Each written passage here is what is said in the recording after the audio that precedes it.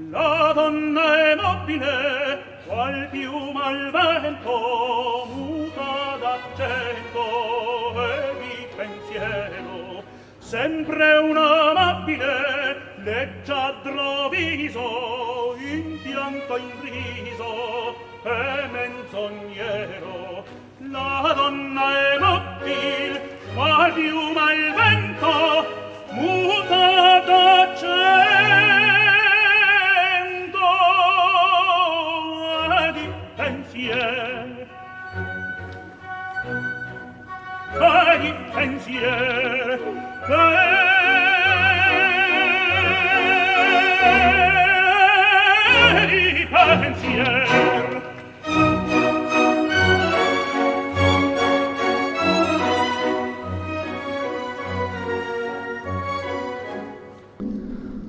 Welcome to the Whatever Dating Talk podcast. We're coming to you live from Santa Barbara, California, every Tuesday and Thursday at 7 p.m. Pacific. I'm your host, Brian Atlas.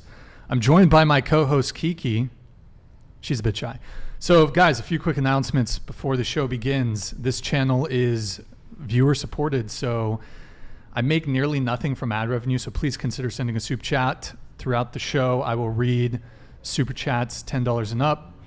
All super chats will be displayed in stream overlay. And Eric, if you're able to just pull up the tab. Yeah, so Messed it up. Is it scuffed? Well, I had it on the page. It's all good. Hit the little super chat button, Eric, there in the chat.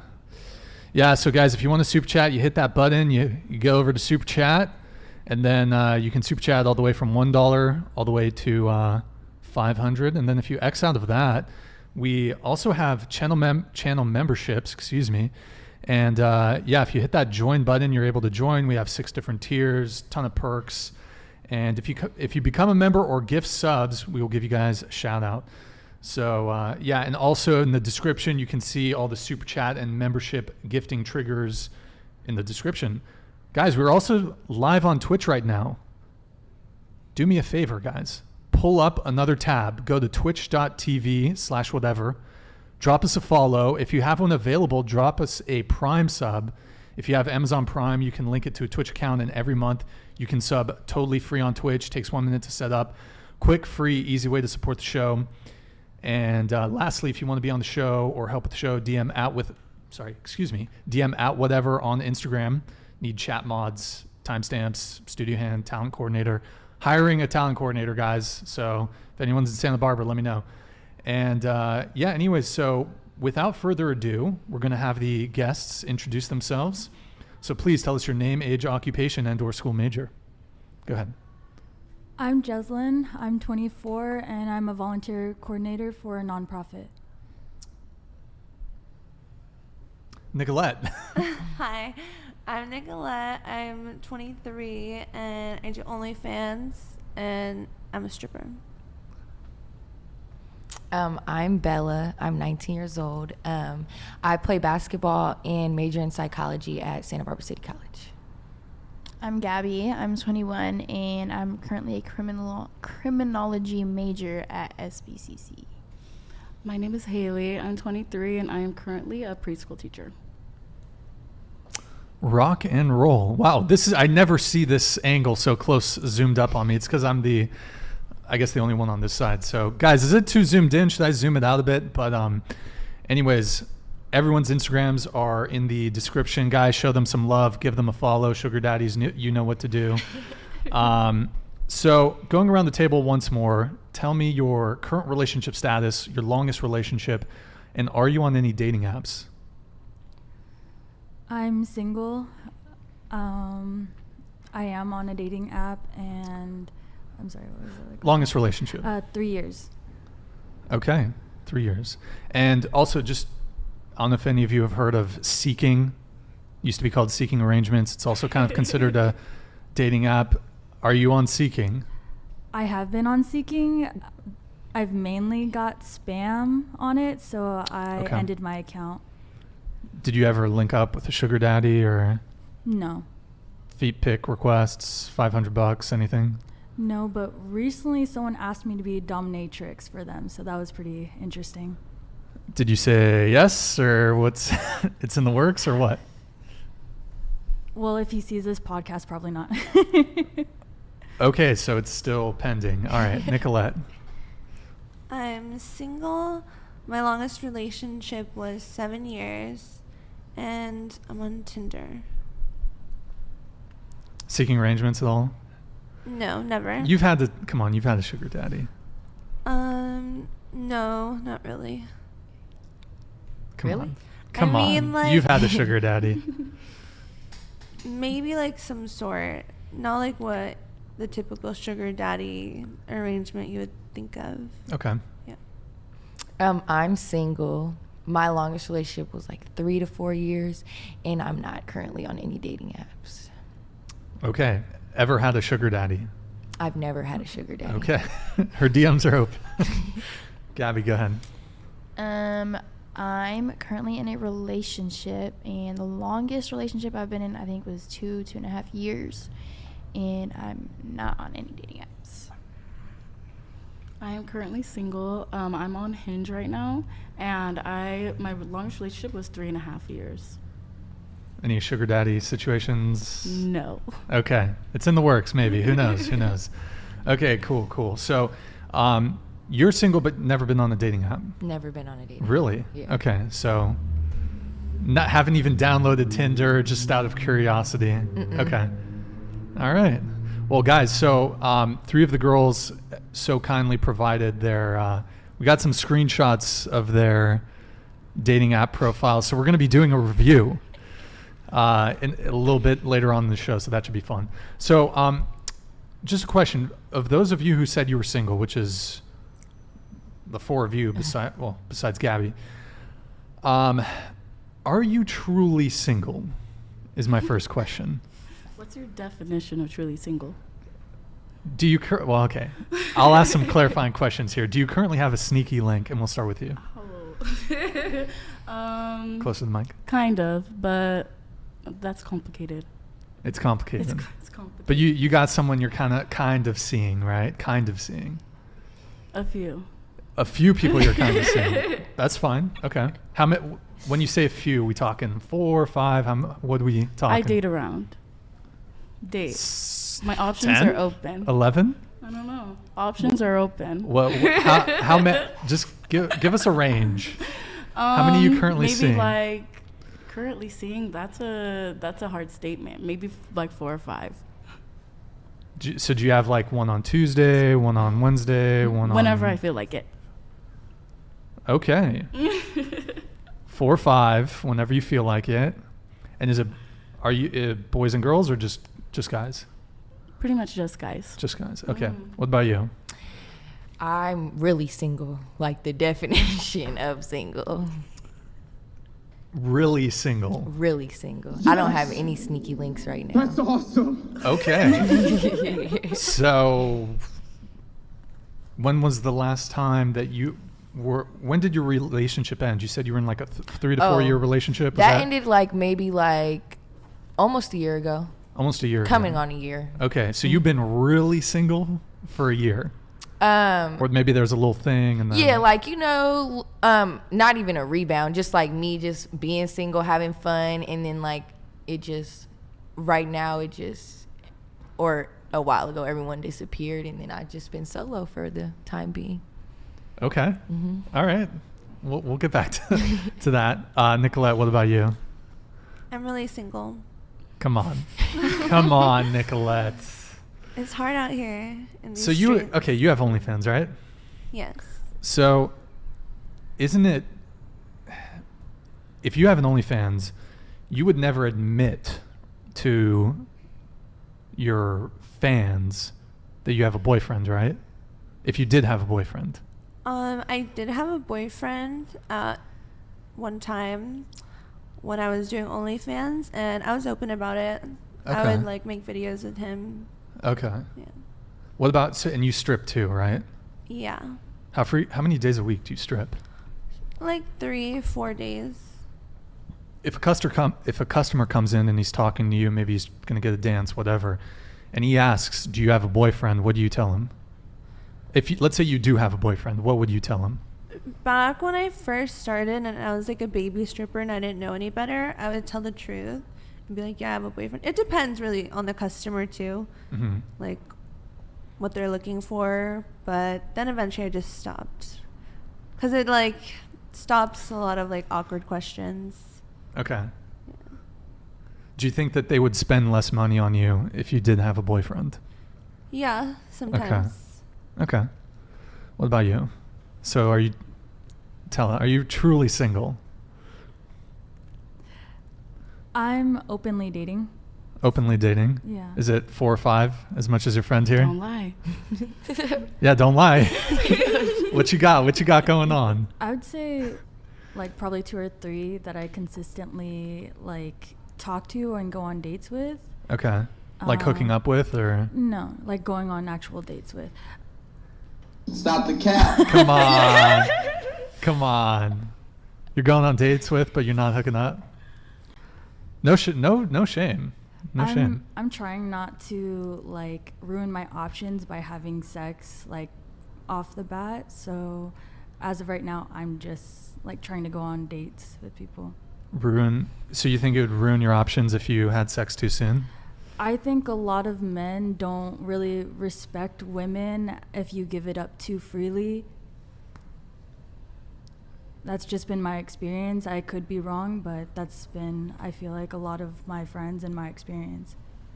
What is the experience? That, I don't know, I've been ghosted many times after I like gave it up too easily or too easily. So like you hook up the first time and then you just never hear from them again, like it's a one and done. Was it a one night stand? Like same day you meet, you do it and then they're gone, or what? Or is it even if you've done 1, 2, 3, 4 dates and then you have sex, they're still gone? It's strange because I've experienced both. Like if the first day I hooked up, then gone, and then also been on a few dates. They actually spent money on me and they still like kind of like, I'm like, you're just wasting your time at that point and wasting your money especially. But yeah, I've experienced both. Okay. I want to open sort of that up to the rest of the panel. Have you guys had similar experiences? Here, why don't we start, we'll go around like this. Nicolette. Similar experiences to what? Getting ghosted? Stop reading the chat, Nicolette. Getting ghosted? Okay, so I think your initial point was something like men don't like respect you if you give it up earlier. Or like that's what you tend to experience. Yeah. I mean, I was in a relationship for a really long time, so I haven't had much experience with that. So, I mean, I'm not looking for a relationship. So if I'm hanging out with a guy, it's just to like have fun and not anything serious. But if I was looking for a relationship, maybe I would like wait a little bit. I don't know. Doesn't really matter. I haven't experienced it, but. So you've never hooked up with a guy and then Well, the guy who I dated for 7 years, I think we hooked up like one of the first few times we met. Maybe like the second or third time. So I don't think it matters. Okay. What do you think? Yeah, I would agree. I don't think it matters. I think I haven't had the experience of like the relationship I was in. We hooked up the first night and then we were together for 3 years. So. Okay, interesting. Gabby, what about you? When I was single, I didn't really experience that. Like that didn't really make too much of a difference for me, like in terms of talking after. But my relationship now is like we hooked up one of like the first few times we hung out. Okay, I'm seeing a pattern here. There's a pattern. I have mixed experience about it because I've asked men their opinions on that. Mm-hmm. If they respect a woman less if we give it up too easily. And I've had mixed opinions on that as well. Some will say yes, they do respect you less if you give it up easily, and some will say no, that they don't care. And I would say I've experienced the same thing, mixed. Some like of her experience of where it's almost like they respect you less, or like they'll ghost you, and some from the other experience as well where some people just don't care. Okay. And if the guy is sleeping with you on the first date too, like who is he to judge if he's also sleeping with you on the first date? Like what? Well, it's a little different, don't you think? It's not different at all. Men are super easy, and then girls are like so easy. Well, go ahead. Say what you're gonna say. Like men, like will hook up with you if you want to hook up. Mm-hmm. They're like, that whore, she slept with me on the first date. I mean, I think it depends, right? If it could just be, hey, she's just really into me, so she wants to hook up. Yeah, I feel like quick. Most men would think of it more like, oh my god, I just got laid. Like, heck yeah. They're not like, oh my god, she slept with me on the first date. Like, they're like, yeah, I just got some pussy. Like, I'm so happy. It's more like I would not continue to pursue her because she gave it up so easily. You know what I mean? I think it is mixed. Some guys are definitely going to think if she hooks up with me too soon, then she's just, you'll never view her in the relationship category. But I think a lot of guys too, like a lot of guys don't care. Like if you hook up with, if depends on what their intention is. So if their intention going in is like, you could potentially see something with this girl, then go for it.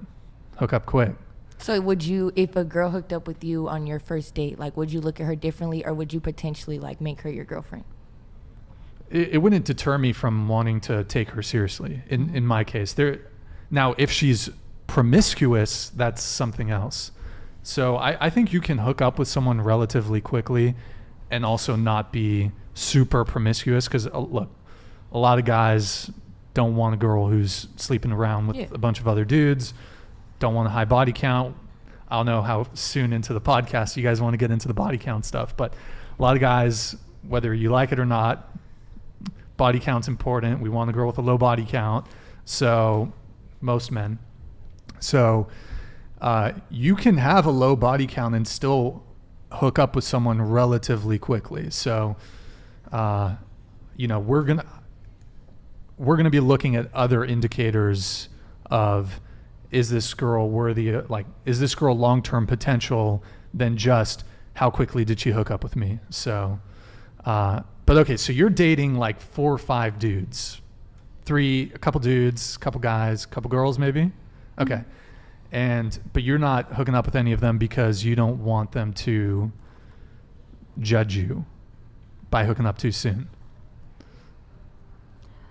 I see how you could say that. Well, that's what you said, right? Yeah. You said that you're seeing a couple of people, but you're not really hooking up with them because you've had these experiences where you hook up and they're gone. And so you want to avoid that. It's also, I fully agree. That is what I said. It's also a respect thing, and I believe that sex is soul exchange. Like, that's my definition of it. Like, whoever you are like hooking up with, you take some of like their energy with you, whether that be like good or bad. And if there's no trust aspect in it, then I don't feel comfortable like proceeding, basically. So what is it? Soul exchange. Soul exchange. I've never heard this. Mm-hmm. You exchange souls. It's like Soul Calibur or some shit. Okay, that's unique. So, have you guys heard about the soul thing? It's like an energy exchange. Mm-hmm. Mm-hmm. So yeah, literally. Okay, so are they taking a lot of your soul? What's going on? How does it work? I view sex as one of the most vulnerable and intimate aspects of yourself. Mm-hmm. So if you don't feel comfortable having like an in-depth conversation of how you feel safe and secure, then how are you allowing somebody like that into your body? You don't trust them. And also, there's a lot of STDs like going around, and if you don't feel comfortable saying something along that line, then like, why are you having sex? You're too young to have sex if you can't talk about like STIs and how you're being safe and if you're getting tested or not. Okay. Yeah, I mean, I definitely agree with you. There's a lot of that going around. Okay. here, we'll kind of come back to that a little bit later on in the show. But so we missed a couple super chats, guys, from last show. So I just want to pull these up just because, and then I'll do the super chats that have come in so far today. By the way, guys, all super chats will be displayed in the stream overlay. Eric, can you pull up the little super chat? Yeah. Oh shit, I can't even read this. It's a bit too small. So for some reason, trying to find who we missed.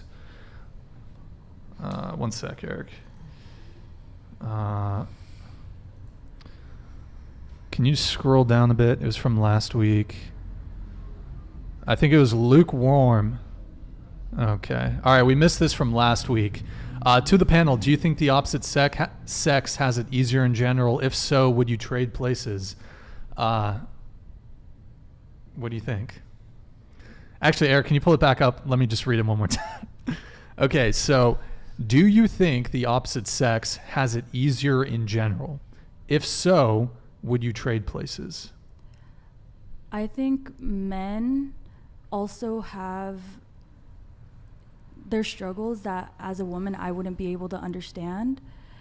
I do think that they have a lot of things that, like, they don't have the pink tax, like if I want to get a razor. What's that? So if basically razors, pads, scratch that. Basically things that girls use that guys also use, such as razors, because they're a different color, there's a higher tax on them. And I'm pretty sure that's been debunked. Really? Yeah, from what I've read online. Pads and medication that helps with periods, that's labeled as a luxury product, not a necessity. Sure. What else? Anything else? Well, birth control isn't labeled as a necessity for women anymore, and now businesses don't have to pay for it. I know I went off topic from what the question was, but I feel like it ties. Wait, hold on. Let me just come to one thing. Chat, is this angle, like, is it too zoomed in? I feel like it's way too zoomed in comparison to the girl angle. Yo, one in the chat if it's scuffed, or two in the chat if the angle difference is okay. Eric, can you pull it over?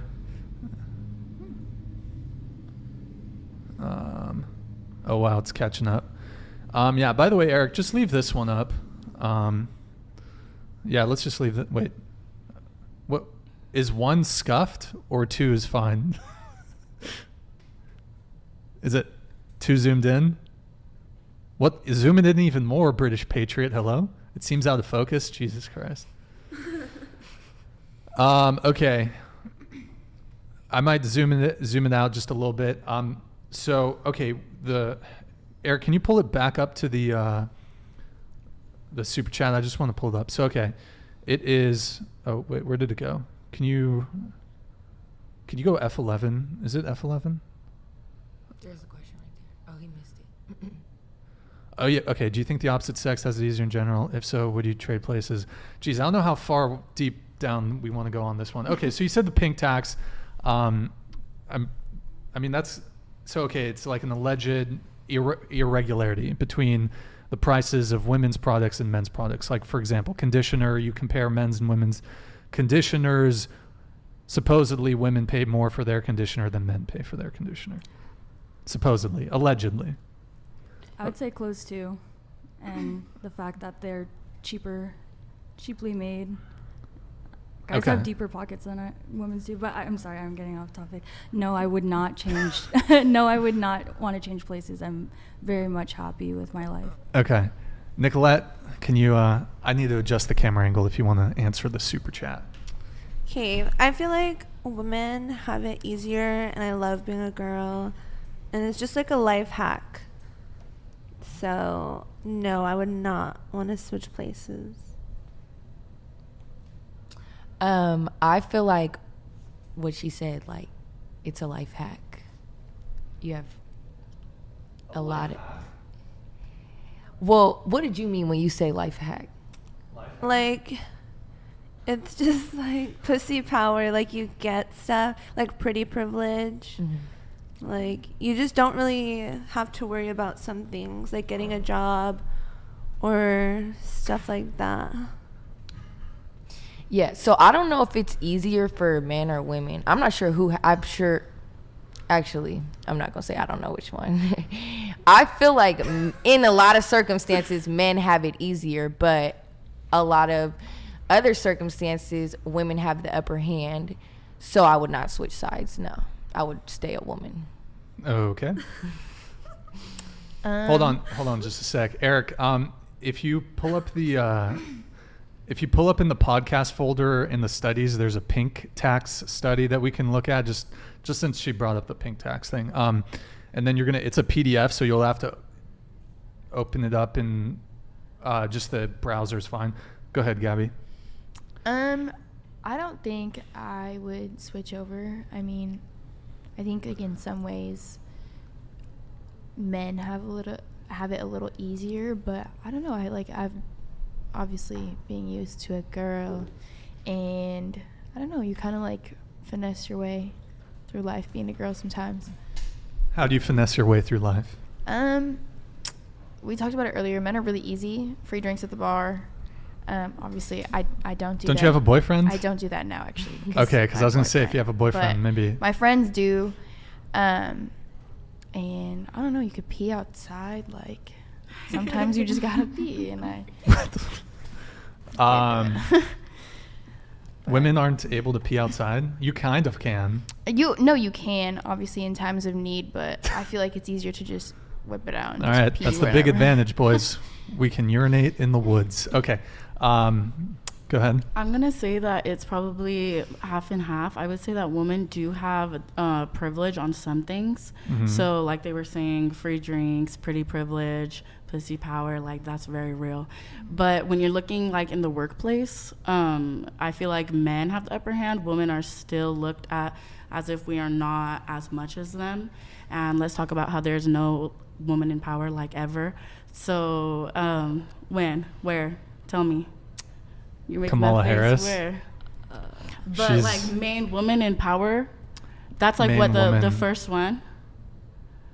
And she's the vice president too, man. I mean, Germany has Merkel. Well, I'm not going to talk Merkel. off of people from other places. I'm talking about like here. Cause I don't know about other places. I don't have knowledge on other places. Who's the speaker of the, or previous speaker of the House? Nancy Pelosi. She's up there. But compared to men, let's compare it to men. Yeah. And that's what you're saying. Like, do I think men have more or more, whatever you said? Okay, so you're talking about like the president of the United States. I'm talking about in the workplace. So, okay, so like in a sense, CEOs. that's like in the workplace. Yeah. Okay. So like I said, I feel like women are still not held as high as men. And no, I mean, my answer to that question is no, I would never want to be a man. I love being a woman. Okay. And my answer is, yeah. So. Okay, so, all right, so you brought up the discrepancies in terms of political power and men occupying the highest positions and CEOs, the majority of them, VPs. For years and years and years. Okay. Why do you think that is? I don't know, because women, I mean, for a long time we were oppressed. So it's still to this... Women were oppressed? You were going to say that they were not? Back in the day? When? Like when were way they long ago. What do you mean? Like back when? Way long ago. I'm not going to like... I don't know the specific year. You should know, Brian. You should know, facts. Exactly. Like... 1800s, early 1900s. No, it was like in the 1900s, we could barely vote. They had to fight for women's rights. They had to fight for them. We did not have the same rights as men. Okay, so we touched on a lot of things here. We talked about the pink tax. We talked about the workplace. I'm assuming you're also talking about the pay gap. Mm-hmm. You're talking about women's lack of voting rights in the early 20th century. And 19th century. So, I mean, where do we begin? Well, first off, Eric, were you able to pull up the pink tax thing? Can you zoom in? Scroll up. So this was investigating the pink tax, evidence against a systematic price premium from women, University of Chicago, Northwestern University. Keep in mind, these are women who were doing this research, by the way, so FYI. So the pink tax, well, should I read it? I don't know. I'll let you guys read it, but basically, if you want to reference this at some further point, but basically this debunks that there's a pink tax. Okay, so we can link to that later. Eric, also, if you want to pull up in the studies, there's right above the pink tax study one, there's the pay scale, gender gap. If you can pull that up in a sec. But okay, so you talked pay gap, you talked men occupying the best positions in the workplace, and then you talked positions of power, right? Like president. Okay. So which one do you want to start with first? Your choice. Oh shit, what happened there? So let's start with the wage gap.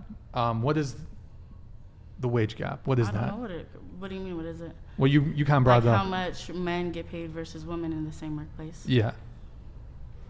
Mm-hmm. What is that? You brought it up, didn't you? I just said, well, you were the one who said wage gap yourself. That was you. That wasn't me. Oh, okay. So you want to just talk about that men... I was just talking about in the workplace. I didn't say anything specific. Okay, what did you say about men in the workplace? I said I felt like that women are just not put as high as them.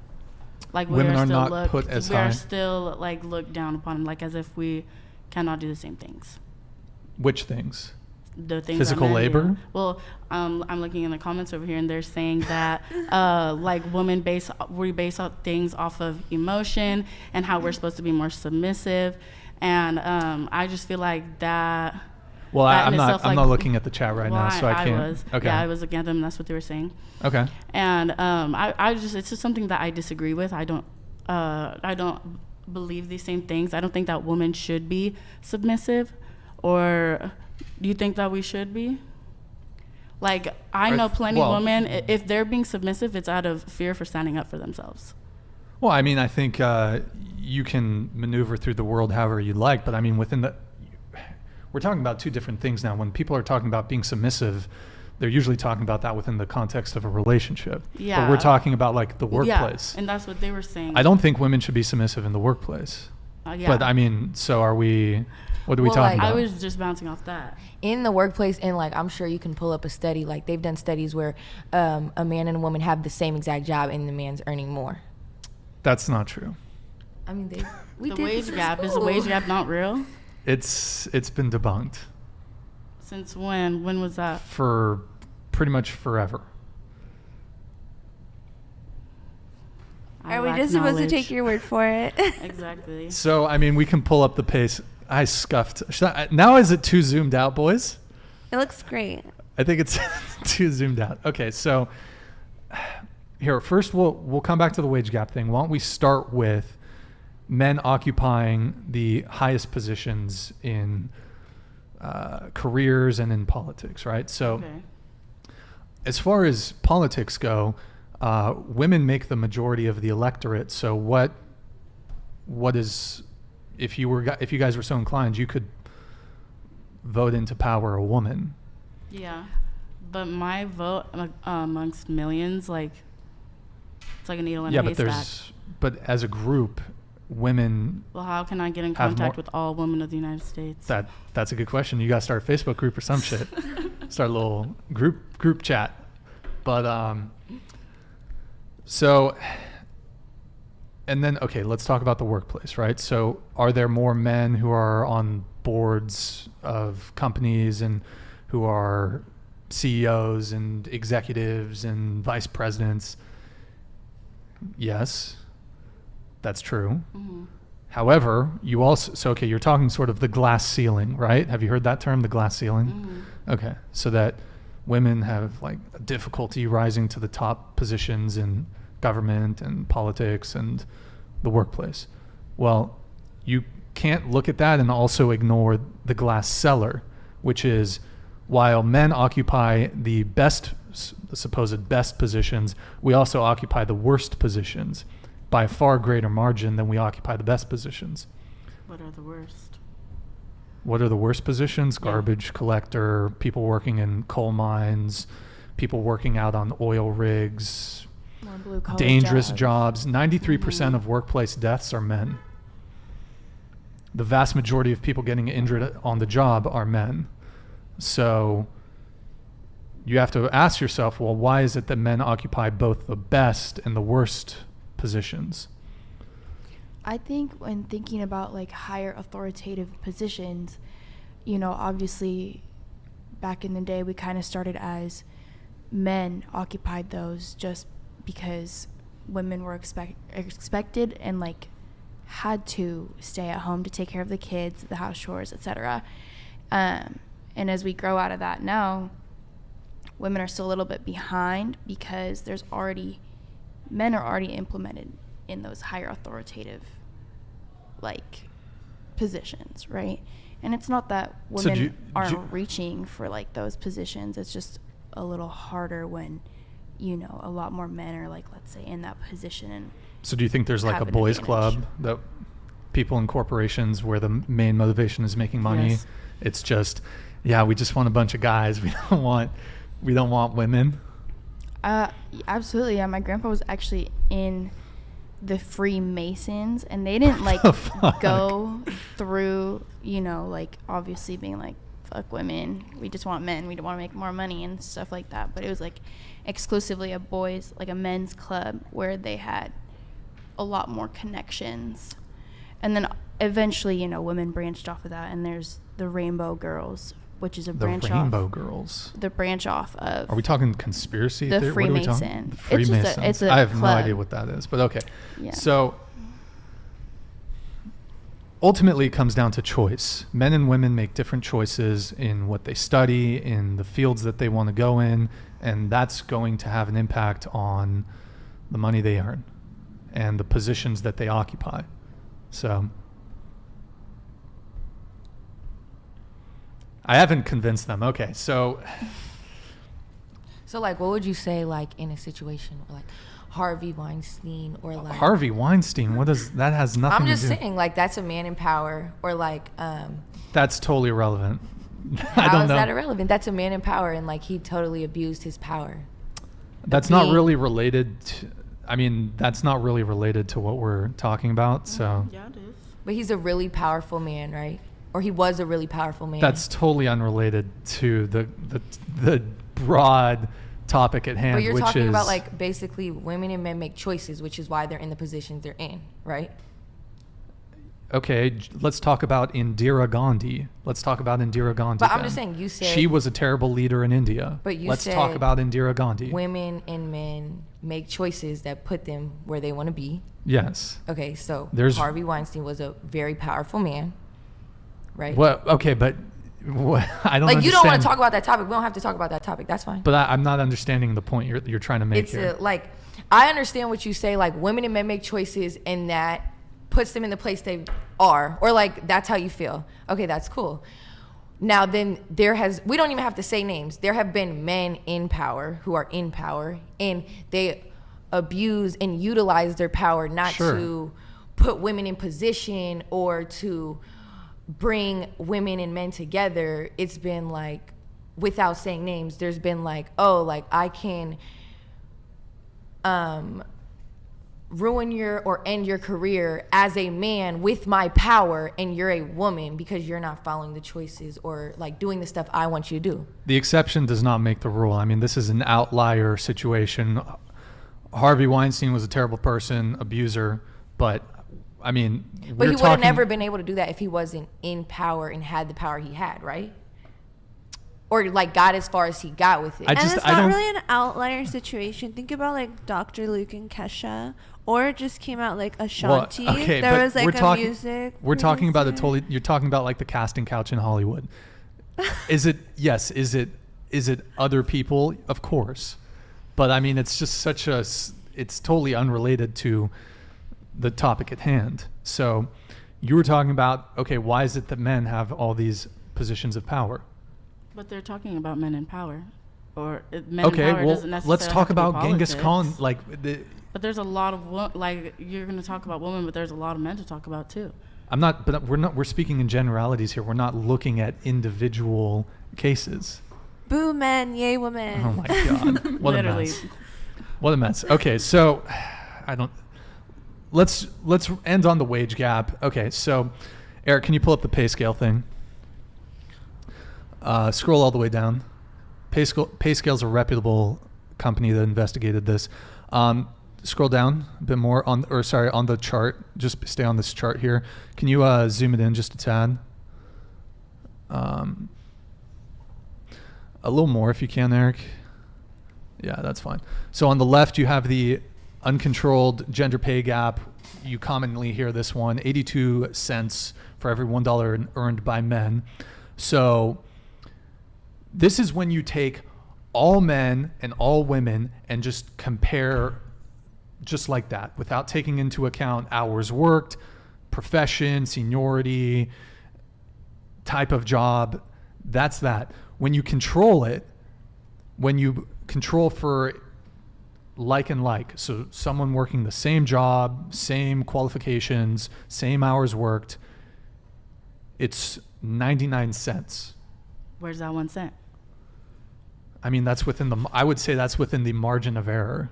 But the thing is that what you have to think about with these situations is, if there's a discrepancy, does that necessarily mean that it's due to sexism? If there's a difference between men and women, is it, for example, the supposed pay gap, which there isn't, is it due to sexism? I would say no. I would say it's due to people's choices. How is it a woman's choice to get paid less? I don't understand what you mean by that. Well, they aren't paid less. But it said even 1 cent is a difference. When you're talking about hours worked, 1 cent is still a difference. When controlling for everything, it's down to 1 cent. But you should control, because why would I, as a teacher, get compared to somebody who makes way more money or even way less money? Right, exactly. So you're talking controlled as in people who are in the same profession as me. Mm-hmm. So even that woman, like me as a teacher, comparing to a man that does the same job as me, in controlled, it's still saying that I make less money. So that's what. But that it doesn't prove that it's due to some sort of sexism. Just because there's even a difference when it's controlled. What else would it be? It could be all sorts of things. Like what? Well, first off, even controlled like that, you still have to think about differences that people make throughout their life. What do you mean by differences? For example, if you choose to get pregnant, that's going to impact your Who's going to repopulate the world? No, I'm not against women getting pregnant. What if you get pregnant on accident? What if it wasn't necessarily on a acid? choice? Yeah. People get pregnant not meaning to get pregnant. I thought you said getting pregnant on acid. No. Look, if there was a boys' club, and if you could get away with paying women less, why would you ever hire a man? If you can pay a woman 30 cents, what is it? 30% less, you would just hire women. Businesses are a business's goal is to make money. Mm-hmm. If you can pay women 30% less, you would just hire women. But it's clearly not the case. Otherwise, corporations would just be hiring women. If you could actually get away with paying them less than you pay men. I just disagree. You disagree. Okay, so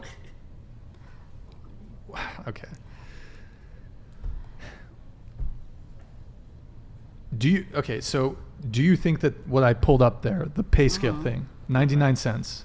Yes. What about it? Do you disagree with their assessment? I'm not going to disagree with their assessment. I'm disagreeing. What do you think the wage gap is? Even if that right there is a wage gap, I'm not going to say that I know what it is, because I don't. But still, that's like 99 cents. Does anyone else want to come in on this, by the way? I would say if the goal is just to be open in this podcast, I think that's definitely what we're doing here. I don't think I'm going to fully believe after leaving here like that paper that you showed us. So I definitely need to do more research so I can speak more clearly about. Yeah, look into it. Although You probably made that. yeah. Probably make what? Oh, I made the PDF. Look. Yeah. Because sexism is very prominent, and I think, or look, my opinion is that just because we're not talking about all, like the whole picture of sexism, doesn't mean that it doesn't happen. And that piece of paper isn't going to make me fully believe that it's not real, because it's something that I've fully experienced. Okay, so here's what it comes down to. There's not a pay gap. There's not a wage gap. There's an earnings gap. So the question that you need to ask yourself is not whether it exists, but why it exists.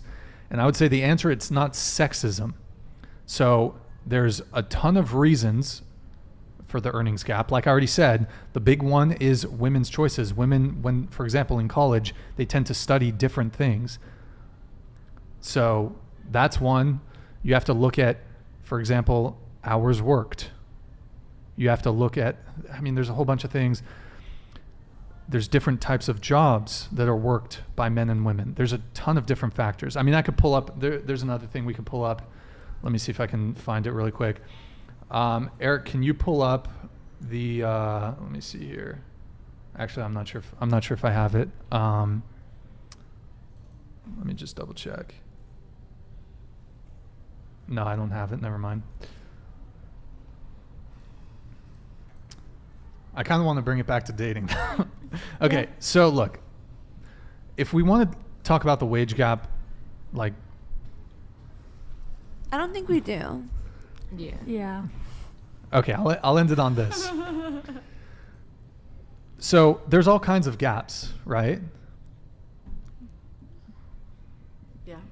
There's different kinds of gaps. So if we talk about the wage gap, then we also have to talk about the more likely to work a dangerous job gap. What about, or more likely to die on the job gap? That's a gap. Yeah. I said 93% of workplace deaths are men. Should we equalize that? Do you think should we equalize it so it's 50-50 workplace deaths? You just said that women do not take up the majority of those jobs, so that's. But does it stand to reason that if you're working okay, let me ask you guys a question. In order for you to work a dangerous job, would you have to be paid more in order to do it? If a job came with the risk of death or injury, would you be like, I want to be paid more for that job? Or do you think those jobs should be better compensated than working in a comfortable office? Well, they already get paid more due to the risk. So I had a couple friends working construction, and there's higher risk in that. So obviously, they're getting paid more to like incentivize working these jobs. And 95% of construction workers, probably more than 95% are men. I would agree, yeah. But going off like what you said about choices, now, obviously men do work those jobs more, and I will agree that women choose to not work those jobs more. But at the end of the day, like, men still choose to do that job instead of a lower risk job. Yeah. But okay, should we close the gap? If we should close the wage gap, which we've pretty much done, shouldn't we try to close it in other industries too, don't you think? Like, but like, aren't those hard gaps to compare? Like, you're comparing like a death, like a rate of how many people die on the job, and then like how well, like, how would you close the gap of death? We should have maybe more female construction workers. Okay. More female roofers. But you said choice, and so it's everybody's choice for what they want to do. That's right. And women choose to go into careers that happen to be, generally speaking, lower paying careers. But and it also comes down to... We're saying like people in the same job. Yeah. Like, we can't compare two different jobs. Mm-hmm. I think she's talking about like people in the same exact job. Because, like, of course you compare, like, a construction worker who's earning a lot an hour to, like, a woman earning. Yeah, that's choice. Like, she chose to take that lower paying job, and then he chose to take a higher paying job. But, like, maybe, like, in the same business or same corporation or same job, whatever the case. Okay. Then maybe we could compare those, but, like, we can't compare two different jobs. I don't know. Sure. Agreed. Let's move on from this. All right, Eric, pull up the other super chat thing. Actually, let me get these super chats in. Hold on. All right, so we have Azam here, Larry David. Shout out to Ziz in the back. Hey, Azam, I'm gonna try to get this later on in the show. Thank you for the €10, man. Really appreciate the super chat. By the way, guys, sorry we started a little late tonight. Michael Trillstein, thank you for the $10 super chat. Who invited Captain Jack Sparrow? I believe this is directed at you. Do you want to shoot fire back at Michael Trillstein? No, Jack Sparrow's hot. Okay, Michael Trillstein, Jack Sparrow is hot. Michael Trillstein, thank you for the $10 super chat, man. Appreciate it. Free Willy and pay her less. Repeal the 19th, yes or yes. What the fuck? Okay. Do you want? I don't know who this is directed at. Michael. Okay. By the way, guys, all super chats will be displayed in stream overlay. Eric, can you pull up the Twitch tab? Let's shout out our people who are hooking it up on Twitch. All right, guys. Yo, thank you, DVC. Is that DVCES? Thank you for the follow. Common Sense America. Thank you for the follow. The Real Jiva. Thank you for the follow. Guys, head on over to Twitch, twitch.tv/whatever. Open up another tab. Guys, drop us a follow. If you have a Prime sub, drop us a Prime. Oh, shit. David Choi, thank you for the follow, man. Appreciate it. It's totally free to follow. It's totally free to, if you have a Twitch Prime, Amazon Prime sub, totally free. So head on over to twitch.tv/whatever and show us a little support, guys. Thank you. All right, so I think we're caught up there on the super chats. So let me see. I had a question for you guys. Was it still my... Sorry, one sec, guys. I got sidetracked here. Okay. So, hold on.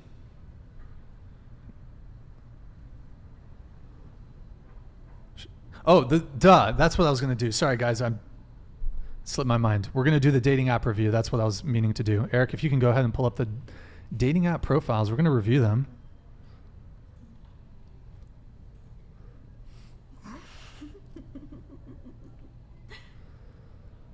Okay, we have how do you remind me? Jezlynne? Jezlynne, thank you. All right. This is her Hinge profile, FYI. Hold on. Sixth Shot Nation. I see your chat. Hey, man. As far as bringing on another host, like, if you know someone in Santa Barbara that can host, let me know. But it's not that easy, man. Okay, so... guys, we're going to be doing a dating app review. Eric, go full screen while we do this on OBS. Just go full screen. All right, so next one, Eric. All right, so she says, let's chat about anime and manga, mental health and tattoos, your last spur of the moment trip. Next one. That's always fun on the first date, talking about our mental health trauma. Mm-hmm. All right, my BFF's take on why you should date me. She's is this different BFF? All right, she's intelligent, funny, encouraging, and deep. This girl is passionate, nurturing, and her third eye is open. A spiritual soul grounded by an earthly body, which may I say beautiful, curvy, and flexible. Ha. Okay. 24, 5'1". Next, Eric. Okay. Next. Oh, okay. She drinks sometimes. She smokes weed, and she's omitted if she does drugs. Do you do? Huh? You do drugs? It's omitted on the... Yes. Methamphetamine? No, absolutely not. All right. She's a volunteer coordinator. And next one. This is her alter ego. Okay. There you go. There you go. Next one. Are you a dog person? This one must have been a video, so it's a little blurry, but I guess, is this you with your dog? Yeah. Okay, nice. Next. I'm looking for genuine connections. I don't want to idealize or fit someone into what I'm looking for. I want to find genuine people who can respect me as an individual and aren't just trying to fulfill their boredom. Okay, next. Genuine connections. Okay, next. Going out looking good and hyping up other bad bitches. I love to go dancing or even taking up a new creative project. Okay, next. Is this Monka TOS? Okay, next. Post coffee me. All right. That's J-Dog chat. Do you swipe left or do you swipe right on J-Dog? Eric, you can go back. Swipe left or swipe right? Okay. All right. Chat, you guys are brutal as usual. Okay. So wait, one question though. So Eric, can you pull up the genuine prompt? I just had a question on this. Go back to the prompt of hers where it was like looking for genuine connection. Yeah.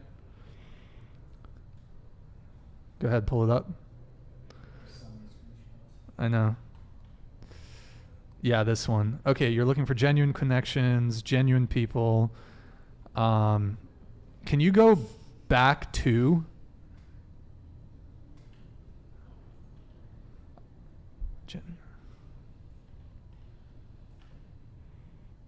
okay. Oh, this is okay. All right, that's fine. That's fine. I don't know what I was looking for. Wait, so okay, you said what? Like, how do you define genuine? Like someone who's not trying to fit me into a box, someone who's open to an actual connection, a bond. So far, my opinion and my experience has been, if we're not romantically involved, then the connection itself is not worth pursuing. And I'm just not looking for someone who is just trying to be perfect, I would say. Like someone who's real, someone who can be honest. Who's real and honest. Okay, please don't take offense to this. Please don't take this the wrong way. So the photo on the dating apps that you posted, like they're super heavily filtered, right? Mm-hmm. Full face of makeup. Like, do you think it's fair of you to ask for someone who's genuine or real, but like how you're representing yourself on the dating apps is like, here's me with a full face makeup filter. Like, do you think that that's being ingenuine? For me, I'm an artist, so this is just how I present myself. So my personality and how I speaks for itself. So I want someone who can look past basically everything that I know. People look at me like, oh, she's a hoe because of the way she dresses, the way she. I don't think that. Well, I'm not saying about you, but in general, yeah. I know that's I throw out there. So someone who's genuine is not going to like see my makeup and be thrown off by that.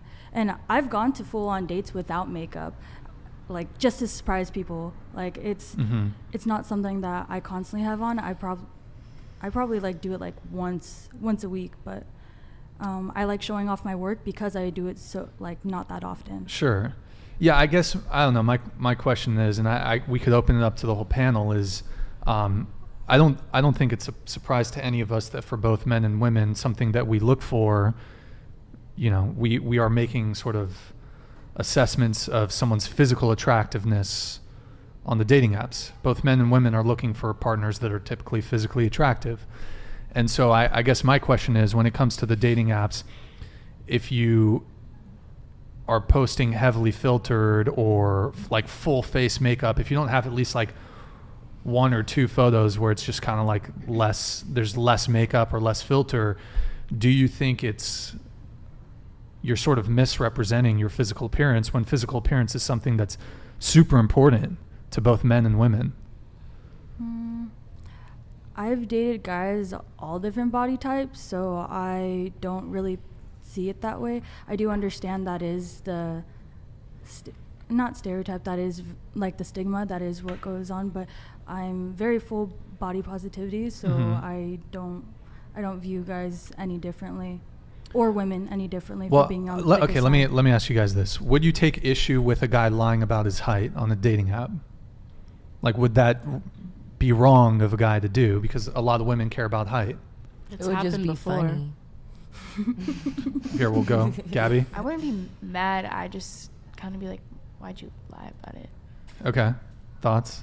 Yeah, it would just be more funny because like as a girl, maybe you could, or like there's certain things you can lie about. Maybe your eye color, you could throw some contacts in, but like you lie about your height, like you show up in person, like you're not that tall. Like, yeah, it's simple as that, you know? Sure. So. Nicole? Nicolette? My bad. That's not your real name, is it? Nicolette? Yeah. Yeah, it is. Is it? Yeah. Okay. But She's if someone lied. Yeah, like on a their dating height, app, right? You're on a dating app. I'd be like, and the you're guy. weird for that. Okay. If it's like a huge difference, it's like lying about your dick size. Like, you can find out anyway. Sure. And I feel like filters different. Everyone uses a filter these days. Even men. I mean, I'm not on that side of the dating apps, but I can't imagine that the amount of men who are using filters is anywhere approaching how frequently women use filters on dating apps. And men don't wear makeup, broadly speaking. So you probably almost never see men wearing makeup on dating apps, for example. Maybe they should. Well, I don't know about that, but maybe they'll get more days. But so, do you guys think it would be okay if guys just start lying about their height on dating apps? I mean, men already are lying about it, but do you think it's kind of like evens the playing field since women are kind of misrepresenting their own physical appearance as far as wearing makeup and using filters? Do you think that's like a fair trade-off? I think they lie about everything else, or not everything. They but lie about their job. True. Exactly. Guys, okay, guys in the chat, change your height, add 3 inches to your height, not the other thing. Say you have a better job than you actually have, went to a better school. Like, I don't know, that's kind of fair, don't you think? Or I think it would be like if they just altered the picture they uploaded. They altered the picture. Like she's using filter and makeup. Yeah. Him lying about his height would be like the information that he's entering into the dating app. Yeah. So maybe if like he took his picture and blew it up so he like was taller in the picture, then that would be similar. Okay, so now you're saying, like. Okay, so you're saying that what I'm saying is not comparable. No, you're typing in, oh, I'm this tall, but like if she's uploading a picture, you know, with a filter or with makeup, so he could upload a picture and maybe like put a filter on it or make him taller in the picture, then that would be comparable. But like, well, we can't really get away with wearing makeup in the same way that women wear makeup. I think it's coming like more like mainstream that some men are wearing makeup now, especially Korean culture. And a lot of Asian cultures, men wear makeup. One time I was messing around with this guy, and he did wear like concealer and stuff. He wore concealer? Yeah. What did you think of that? I was just like, well, at least he has like makeup wipes and stuff. You weren't turned off by that? I was a little taken aback, but I wasn't like weirded out or anything. I was, What the fuck? How old was this guy? He was older than me. He was like 32 or something. 32 and wearing concealer? Yeah. That's a yikes. I wanted to point out a comment. It says, why do guys and some women worry about dick size? It normally only takes 2 or 3 fingers to blow most women nowadays. And same thing with body positivity. I don't think dick size matters. It's more like what you're willing to put in, like the motion effort. Of the ocean. Exactly. There's been guys who have like pretty good size like dicks, and it's like they weren't really into it. You can tell in someone's eyes if they're fully interested in your pleasure. So, like, yeah.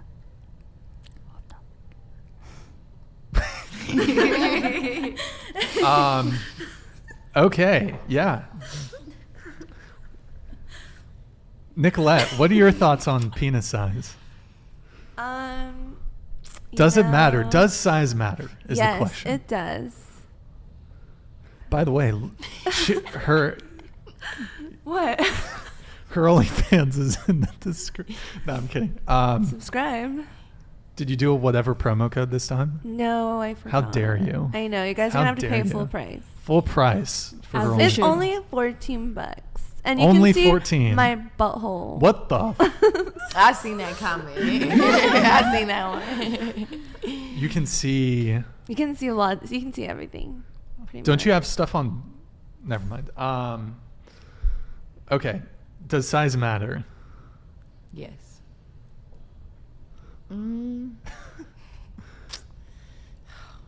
Yes. A little bit. I don't know.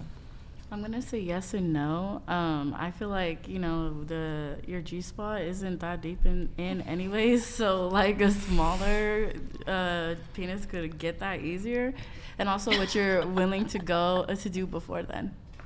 Okay, so foreplay. All right. Yeah. I'm with you though.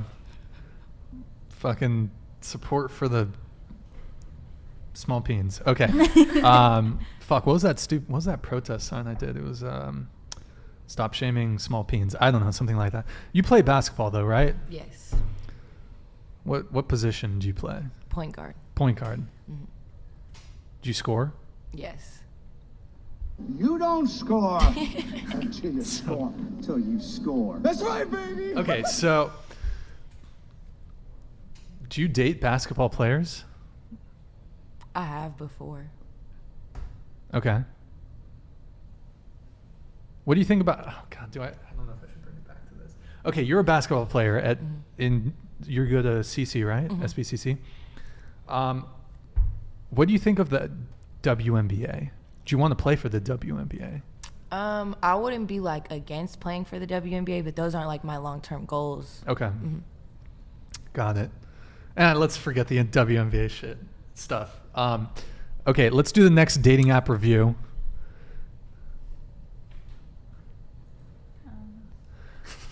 Oh, by the way, this is her pending. She's got 32 pending chats, so she's very popular. 32 unread, unanswered. So, wow, congrats. And then 2 pending likes next. Okay, we got Haley here. Next. I'm convinced that I can outsmoke you anytime, any day. All right, so I guess I'm assuming that's weed and not methamphetamine. Yeah, definitely not. All right, she's 23, she's bisexual, she's 5'3", and next one, Eric. Oh, wait, actually, shit. Well, that's fine. She lived in Lompoc, that's all you need. Unusual skills. This was a video, I guess is this like a jello shot? Okay. Talent. Okay, next. Wait, oh, whoops. She's figuring out her dating goals. Next.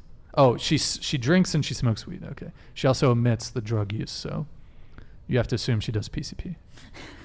Kidding. I'm kidding. Next. Okay, caption this okay. All right, next. My BFF's take on why you should date me. She's nurturing. She's a good cook. If you're worth it, freaky as fuck. Period. She's freaky as fuck, boys. Okay. Go back to the... go back. With a best music playlist. Funny with a funnier laugh. Always bring the best vibes. A true baddie. Okay. What does freaky as fuck mean? Just so the guys, they're going to need to know if they're going to swipe left or swipe right on you. What else would it mean? Freaky as fuck. So you're talking about like, what? We're talking about sex. Well, of course we're talking about sex. Okay. I'm not going to go in all the details, but we're talking exactly whips, what it said. Rope, what are we talking here? Freaky, that's it. Okay, she's freaky. All right. Go back, Eric. Next. Next. Okay, therapy recently taught me that I was a wounded child in an adult's body.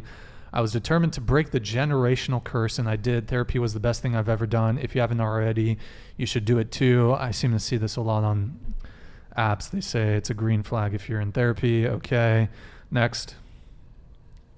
Next. And she has 25 pending chats on Hinge. So, okay, left or right for Haley. She's freaky as fuck, and she's in therapy. So, you know, boys. Okay. Yeah. Is that real quick? Is it a green flag if a guy is in therapy? Absolutely. Yes. Gabby? Sorry. Yeah. I mean, if you're not, that's not like a no, but like, right. I think once you work through like some things that you're really struggling on that might have reflected in past relationships or like hookups, then yeah, it's attractive because it's like you're able to overcome and learn from what your struggles were. Sure. Yeah, I would say therapy is a green flag. Yeah, it's good. And you said yes, yeah? All right, here's the hot... I'm going to give the hot take. I think it's a red flag if someone's in therapy. Why? Okay, so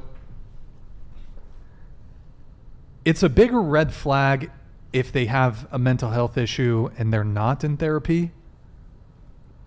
But if they're in therapy, getting treated for something, then I think that's a red flag. I'd much rather someone who's not in therapy, who doesn't have any issues going on. That's a green flag. Someone who's in therapy for severe bipolar disorder, you're going to tell me that's a green flag? Okay, like... Well, just because somebody is bipolar doesn't mean that they can't function like normal people. And just because you're in therapy doesn't mean that you're like treating something. Exactly. Or like you have issues. And just because you're not in therapy doesn't mean that you don't have issues either. Okay, go ahead. Also, if you're not in therapy, how would you know you needed that help or not? I mean, you can be aware of ongoing, if you have any mental health issues, you can be aware of it.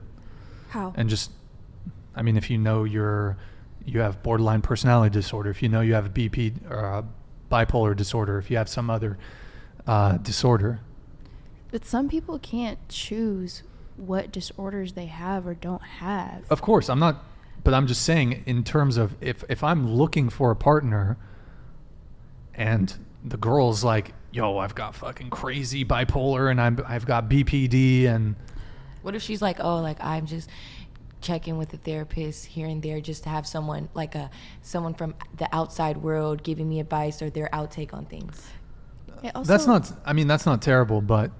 It also helps because when you don't work through a lot of issues, and like there are select few people in the world who, like go on for most of their life who probably don't have as extensive mental issues as other people, but let's say you end up with a girl who you really, really like and you want to build a future with her and she has mental issues, like it's going to reflect in your relationship. I don't want to have a relationship with a girl who has mental issues. So if you really liked her and she was like, I have heavy depression, you'd be like, okay, bye. Why can't I have my own preferences? Honestly, that's up for you to decide. That's just my preference. But I don't think it's like a red flag that someone's in therapy. For me, I think it's a red flag.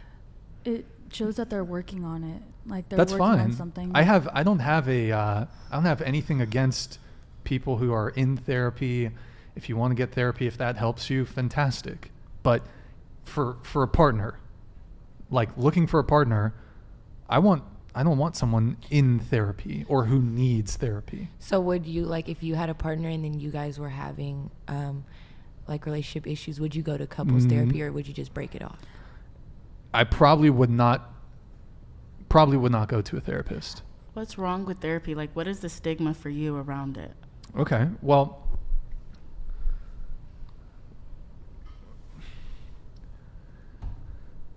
I'd say the first thing is, are we talking about the couples therapy thing, or are we talking about... I'm talking about you, because you're talking about people who go to therapy for themselves. So what is the reason for you that, what's the stigma for somebody who's going for themselves? I don't think there's... Or why would you go to therapy? I think the only scenario where I would go to therapy is if I was dealing with like a a death of a parent, and maybe like I needed to get sometimes the hospice cares will, you know, how do you cope with the death of a loved one? But like in terms of my life difficulties, I would never see a therapist, ever. You wouldn't consider that a life difficulty, What? losing somebody? Like that's No, a I'm bump in the road I'm of talking your about life? like, I'm talking just about, oh, like life is tough. Like I just said, the circumstance under which I might go to therapy is like, how do I cope with the death of a parent? That's maybe, or the death of a child or something. If I had kids and one of my children died, I'd maybe go to therapy under those circumstances. But like just dealing with like the milieu and the fucking drudgery of life, no. All my I think men and women tend to deal with their problems differently. I don't want to talk about my problems. I have difficulties, but I want solutions to my problems. I don't want to talk about my problems. But You what don't if think you a don't therapist have could bring solutions? What's that? Exactly. You said you want solutions. You don't want to talk about them. But like, I think a therapist. Have you been to therapy? Yes. They don't really They give give you solutions. They Have do. you been to therapy? Huh? Have you been to therapy? When I was younger, I had some anxiety issues. I had panic attacks, so I saw a therapist, and he helped me with my panic attacks, and that was. So like, if you met someone and they had panic attacks and they were seeing a therapist, you would not want to see them. Or if you met somebody and they were seeing a therapist because I their think parents had panic passed attacks away. would be okay, but I think most people are in. Actually, you've maybe changed my mind a little bit on this. So, I guess it depends what they're in there for, but I mean, generally speaking, I'd say generally speaking, no, I would not want to date someone who's seen a Like, I think therapist. it's more of like a resource. Like you said, like if your parents passed away or like something or a loss of someone and you didn't know how to deal with it, you would use a therapist as a resource to get a solution or to see insight. So like that would be the reason you would go. But then someone else could be like, it doesn't have to be like dreading life. It could be like losing a really good job. How do I deal with this? Like, you know, like someone can't find a solution how you may be able to find a solution. If I just lost my job, I'm not paying $300. Okay, well that's probably not the best to see a example, but I'm saying therapist. like losing a parent could be one, and like you. I said that, yeah. Yeah, and losing then a like parent. someone doesn't go to therapy for just dreading life. They can go for like plenty of reasons. Or like if you, like you said, you wouldn't go see a couples therapist, but like if you were with someone and you really like them and you guys can't find a solution, what's wrong with getting a solution another way? Just like you would go get a solution. Well, so I'll tell you one of the reasons why I'm sort of against therapy is therapy is kind of anti-male. So. What do you mean anti-male? Therapy, like the American Psychological Association. Eric, can you look it up? It's like American Psychological Association. Maleness. I'm trying to see if I can. I don't know if it's the American Psychological Association. It's one of these organizations, and they said something about how masculinity. Fuck, I'm trying to find it. Masculinity is harmful masculinity and fuck. I wish I had this ready to go, but I don't. All I have to say Oh, is here we you're go. narrowing down your options to like just Kiki. Are you saying not every woman is in therapy?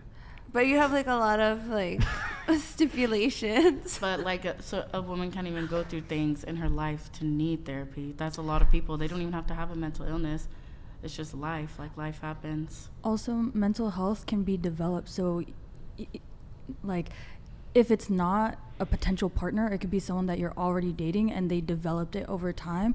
Like, let's say if you were married and you guys were going to have a kid, that woman could develop postpartum depression and it stays with her after that. Like, would you still want to be with that partner, or would you want to see if you could work on like it? I said, there are some circumstances where therapy is fine. Mm-hmm.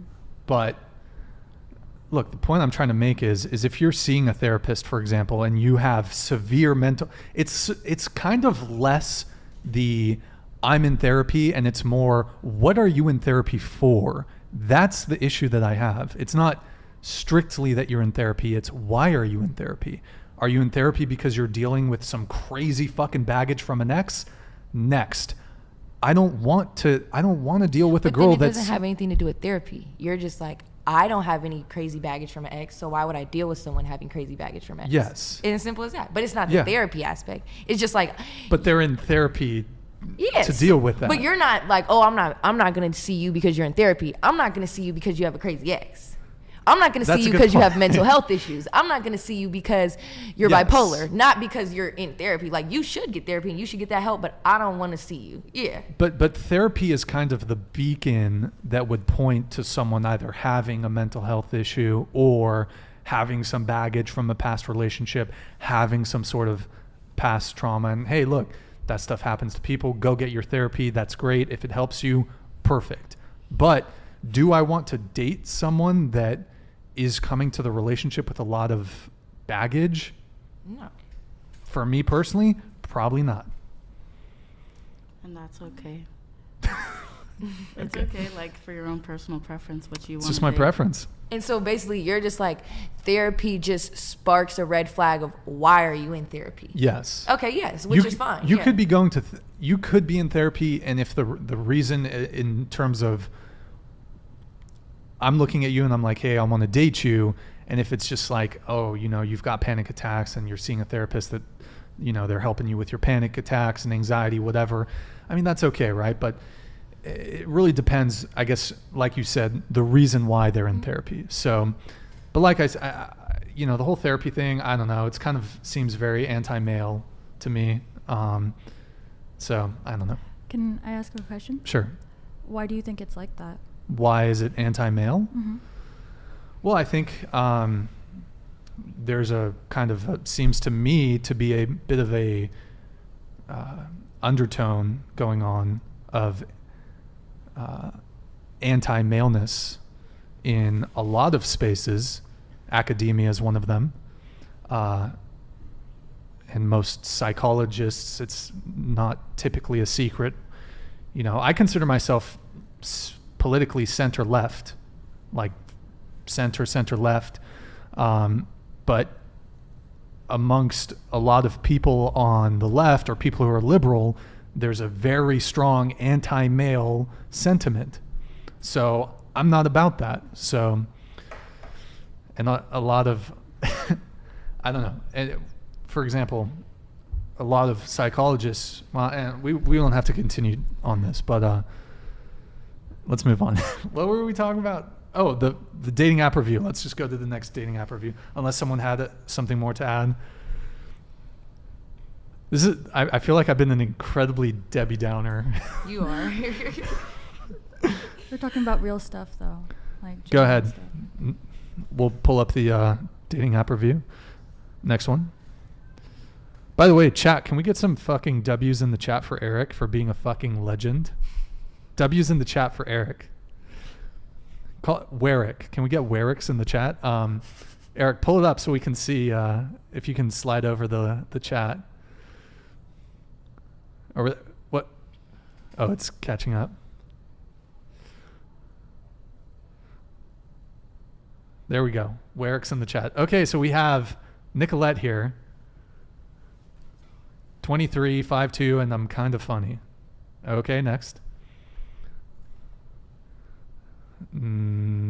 She likes tattoos, bar chilling? Bar chilling. The fuck? Foodie tour, bar hopping, self-care. Okay, next. Next. We had to skip one because it was Monk at TOS. Next. Fortunately on Tinder there's no prompts, but next. Okay. I think that's it. Is there a next?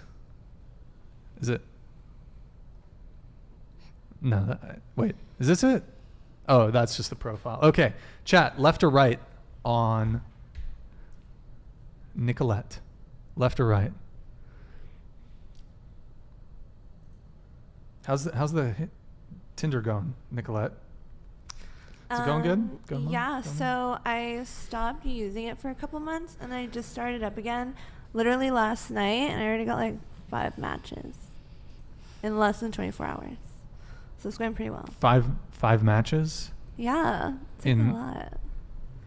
In like 12 seems hours. Low. That seems low. Really? Yeah, it seems a bit low. Well, I'm not like swiping all day. Oh, well. How many do you get in like 12 hours? Well, I feel like from what I've heard from a lot of women, like you should probably have, when you say matches, like, because you're swiping left on a lot of dudes, right? Yeah, they're all like not that cute.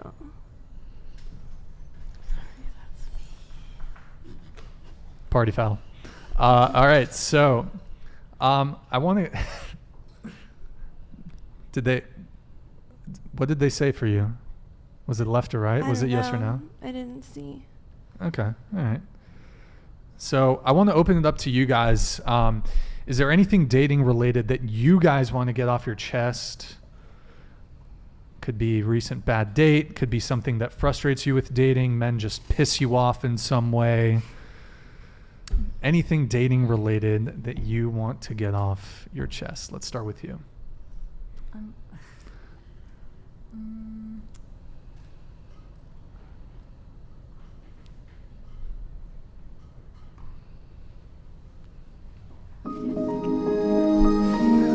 I do have something. Do you want me to come back to you? Please. Just give you some time to think of it. Go ahead, Nicolette. Something that gives me the ick on dating apps is when guys will like use a photo, say with like a girl in it, and it's cropped, and you can clearly see that there was a girl in the photo, but then they like cropped it out. I'm like, that is so cringy. Like, just take a better photo. When they crop out a girl? Yeah, I'm like, what the heck? Because you think it's like maybe the ex or something? Yeah, and it just like, it's like, not a good look. Okay. Or when they're like 6 foot, if that matters. And it's like, if it matters, like, you just had to add that part. Like, cringy. So if they say 6 foot and that matters. No, they say like, if that matters. Or since that matters, something like that. Is there I haven't been on Tinder in a long time. Is there a field for putting in your height, or it just everything has to be put in your bio? I think there's like a field. Because like on Hinge, for example, there's field for like your height. There's field for all sorts of stuff. But I don't know if that's the case on Tinder. So, okay. So you don't like that. Why do you dislike that? If they say 6 feet, like, wouldn't you like to know a guy's height? No, it's good if they put their height. But I'm just saying, like, when they're playing stupid and they're like, if that matters. Like, have you guys seen that on people's? Yeah. It's just like a thing. They're like. So you're saying that they should know that height matters? And just like leave like that part it? out. Yeah. They're like preemptively. Your issue is. It's like, stop playing stupid. You're annoying. Yeah. Anything for you? Well, I haven't been on dating apps. Oh, right. To like have like an ick or like a. So, but it could just be anything dating related. So, something that frustrates you about dating. I guess dudes like are pissing you off. Well, I think like a lot of boys. Girls feel or ladies feel like when you're like dating or like first talking to someone, not even flirting, and like they're not taking initiative or like starting the plan. It's very much like, can we chill, or, you know, instead of like, oh, let's go here or be ready at this time. Like, it's very much like a just nonchalant act. But maybe that could just be they're not interested too. So, okay, from friends that you've talked to and maybe your own experiences, guys are not wanting to sort of do more traditional things. Or like, just leaving it up to you. Like, I feel like maybe sometimes I can be considered dominant. So they're like, oh, like, it's up to you. What do you want to do? But it's like, no, like. You got to be dominant if you're going to hit that 3-point shot, you know. But, okay. So you don't like it when the guy's like, whatever you want, or no, what do you want? Yeah, like, I want you to like tell me like what we're gonna do, and then of course I'll tell you if I don't want to do that. But like, I feel like it's good to have like a sense of direction, not like leaving it up to me or like. Okay. And so that's occurs with you frequently? That would make me just not want to hang out. Like, if someone was like, hey, like, let's chill. Like, I think a lot of guys say that. Let's chill. What you doing? You want to chill? What you doing? Is- WYD. What you doing? Let's chill. And Okay. you just... And is that something that is occurring very early on, or even later on in the relationship? Well, I mean, if you're first meeting someone and like y'all are texting and they're texting you, what are you doing? Let's chill. It's kind of like, what do you mean chill? What do you want to do? Like, that's how I take it, you know? Like, when somebody texts me, what are you doing? Let's chill. Right. Nothing. I'm chilling right here. Like, what are you doing? Like, yeah. Yeah, that's pretty vague. Yeah. So, That's like, pretty I vague. feel like that would be like the only thing I could suggest, or like going into the dating world, just like have a plan. If you're seeing a girl and you're like want to take her out or want to spend time with her, don't just like have a plan, have a routine of what you want to do with her. What do you think guys mean when they say, do you want to chill? What do you think that means? Well, it could mean a lot of things. It could mean like they want to hook up. Yeah. Or it could mean like they don't know what you want to do. Okay, Like- so there's For the most part, I would say in our age range, and like especially being in college, most of the time guys are like, what are you doing? Like, let's chill. Like, kind of implying like, yeah, let's go hang out, like watch a movie in your living room, and like, Yeah. basically implying like, I'm trying to fuck hook up. later after we like chill. Let's for a chill little is bit. not like let's go get food or something. Yeah. It's like Yeah. let's chill. And are you getting that, or are your friends getting that? Like, this is maybe the first time that you would hang out with this person, first or second time. I wouldn't say like I'm getting it or my friends getting it, but I just know like even just like, You don't get that? I mean, I've had, what are you doing? Let's chill. Like, yeah, somebody said that to me. Okay. And then it just be like, okay, what do you want to do? I think it's sorry to cut you off. No, I go think ahead. it's more like if you're just trying to hook up, then you should make that clear from the get-go instead of like, what are you doing? Let's chill. Kind of like, well, I just met you. Do you actually want To chill? to chill, Yeah. or are you just like trying to hook up? So you think guys should say up front if they just want to hook up? Yeah, I think that'd be great. Do you think that would work? Yeah, we Awesome. talked about this Okay. last time. Well, yeah. So if a guy just said to you, for example, do you want to just hook up? Like, would you go for that? If I wanted to hook up? Do you though? Not What are we right. ta- like, I'm like, Not like that. But like, like if a guy was approaching me like, hey, like I'm dating right now, I'm really not looking to go on dates or like see you and like end up being in a relationship. Would you be down to just hook up? I would just take that into account and then just go from Okay. there. the thing is though, I wouldn't take that like him being rude or disrespectful. Okay. That's just him being honest. Yeah. Yeah. The thing is though, I think if most men are honest like that, if they were honest like that, they would lose a lot of women. Like, a lot of women wouldn't go for that. A lot of women want something before having sex. Well, then he would just be lying to have sex with her. But that's kind of the game. Like, that's the You shouldn't game. lie. You should be honest. You should be honest. Of course, you should be honest. Because if you're coming to somebody's house and she's not, or like your intentions are in some place and she doesn't want to hook up and that's what happens anyways, sometimes it's like you get pressured into it. Okay, well, that's not really where I was going with that. But look, you can't really be upfront with a girl in the sense that if you're just like, hey, do you want to fuck? But some Here's the girls thing. do. Here's the thing. No, but like, okay, as a guy, if you tell a girl, listen, I just want to fuck you once and never talk to you again. First off, I don't think that's a good look as a guy. I don't think you should do that. But if men were brutally honest with women, if y'all, bro, it'd be the end of the species I think if we were honest. it's obviously like the approach you take to say something like that. Obviously, if like, let's say I met someone at a bar and the first thing you're going to say to me is, I'm trying to fuck you, I'd be like, Eric, can you go full screen with the why are you OBS? saying Go ahead. that? You know, like, it's just the approach. But obviously, like,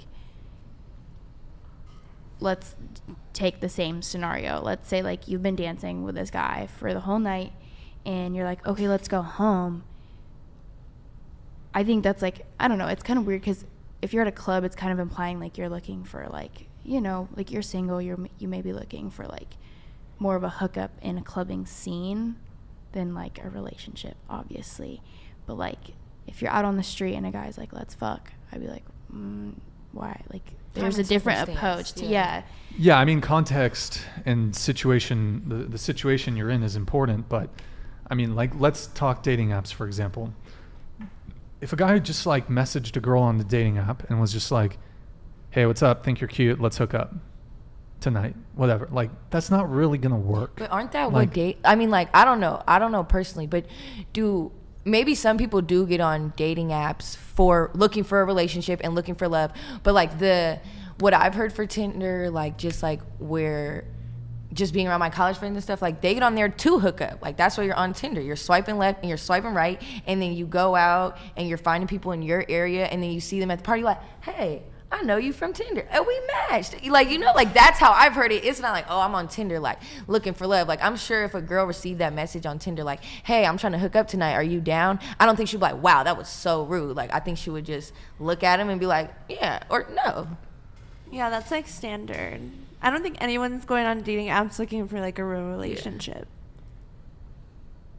Look, if I get on Hinge, I am on Hinge. If I'm on Hinge, right, and I just message a girl, I'm like, hey, what's up? Are you down to hook up?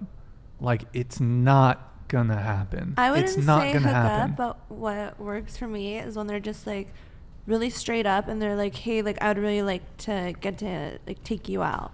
That's like, that's the game. Yeah. So That's maybe the you would game. have better luck hooking up if you like paid on the dates. I'm not going to pay on the date. Well, Okay, you want to then- talk about this? Okay, we can No, talk. I don't. No, we'll But- talk about it. We'll talk about it. So you saying like you feel like if you messaged a girl and said, let's hook up, you would have no luck? Not Brian. He's not paying on dates. Have you tried it? Tried what? Like Being messaging a like, girl. I'm only interested in hooking up. Is that I mean, something- we did this as a social experiment. Actually, Eric, do you want to pull up the video? We'll watch it really quick. I need to get up here for a sec. We'll watch the Andrea one first. Can you pull up the Andrea clip? Oh, sorry, not the super chat, the video. And go full screen on it. Yeah, do the Andrea asking. Would you have sex with me?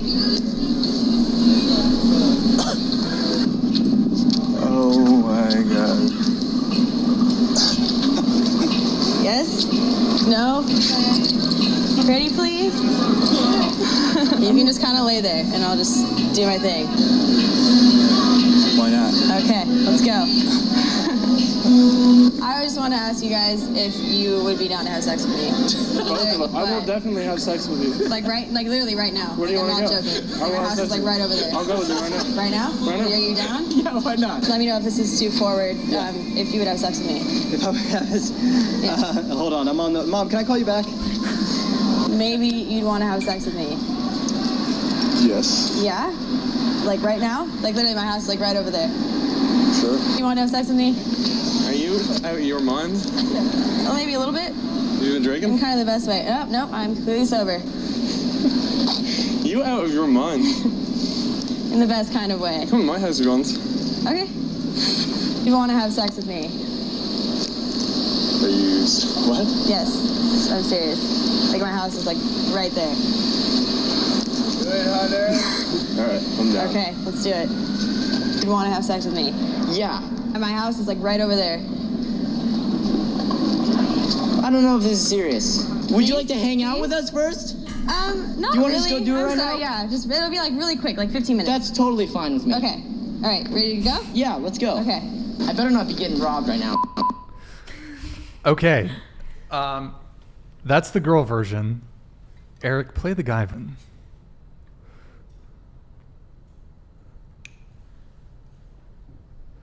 Do you speak English? Okay, but look at who it is. I just thought you were really cute. And I want to know if you wanted to have sex. No. Okay. Quite rude. I just thought you were cute, and I want to know if you wanted to have sex. No. No. I thought you were really cute, and I want to know if you want to have sex with me. And I want to know if you want to have sex. Do you guys speak English at all? Where are you from? Australia. Oh, Australia, cool. You guys are really cute. Okay. And I want to know if you guys want to have sex. Do you want to have sex? No. Oh. Want to have sex? Yeah. I just thought you were cute, and I just want to know if you want to have sex. I'm trying to find my friend. No, thank you. Thank you. All right, mate. Have sex with me. Are you stupid or? I'm a little stupid. Do you wanna lie on the ground or not? Right now? Yes. What do you mean lie on the ground? Then we gonna slap you very hard. Yes? When I'm on the ground or That's before? not what you're gonna ask a lady. No. Oh. I'm not from around here, so I don't know the custom. Anyways, those are some results. That was me in Amsterdam many years ago. So your luck isn't good. I got actually one girl in Amsterdam said yes out of 200. So I'm 1 for 200. And a prostitute said yes, but I don't fuck prostitutes, so I don't know why I was looking at. Maybe you could do an. What? Don't worry about it, Nicolette. You could do like another try with another guy. I did it with a guy who I'd say is better looking than me. We did it here in Isla Vista. He asked 100 girls, 0. He's a pretty good looking dude too, and super charismatic. I think it's because you're going up to like people unprovoked, and the people on dating apps are like looking for that. And also, guys will fuck anything. They fuck things that they're not even attracted to, and then they're like, oh my god, post nut clarity. That's true. That's so true. So that is why that happened. That is true. It's different for men and women. Because the girl who was asking, she was pretty. But I'm sure if you did it with someone else who was maybe less good looking, she would still get a lot of. I would say, to be fair, yes, Andrea is like exceptionally attractive. Yeah. But honestly, I think even if you did it with a less attractive girl, she would still get a lot of. She's still gonna kill it. She's still gonna get it. I think if you took a pussy is a pussy. Yeah. But if you took a super fine man and sent him around Isla Vista, I think he might get lucky. So maybe your other. Find me. Tell you what, I'll do it again. 2022. Find me the fucking hottest guy with a great personality to do it, and I think he's still gonna get fucking not brutally rejected, but he's gonna get turned down. I don't think he's gonna get a yes. We can try it. I think it's also about approach. Maybe we put a little beard on Nicolette, see how that goes. Who knows? She could maybe. I don't know. But okay. So that brings it back to like. Look, it's harder for guys to get laid, and we gotta play the game. So we can't just be super direct like that. We can't just be super direct like upfront in that way.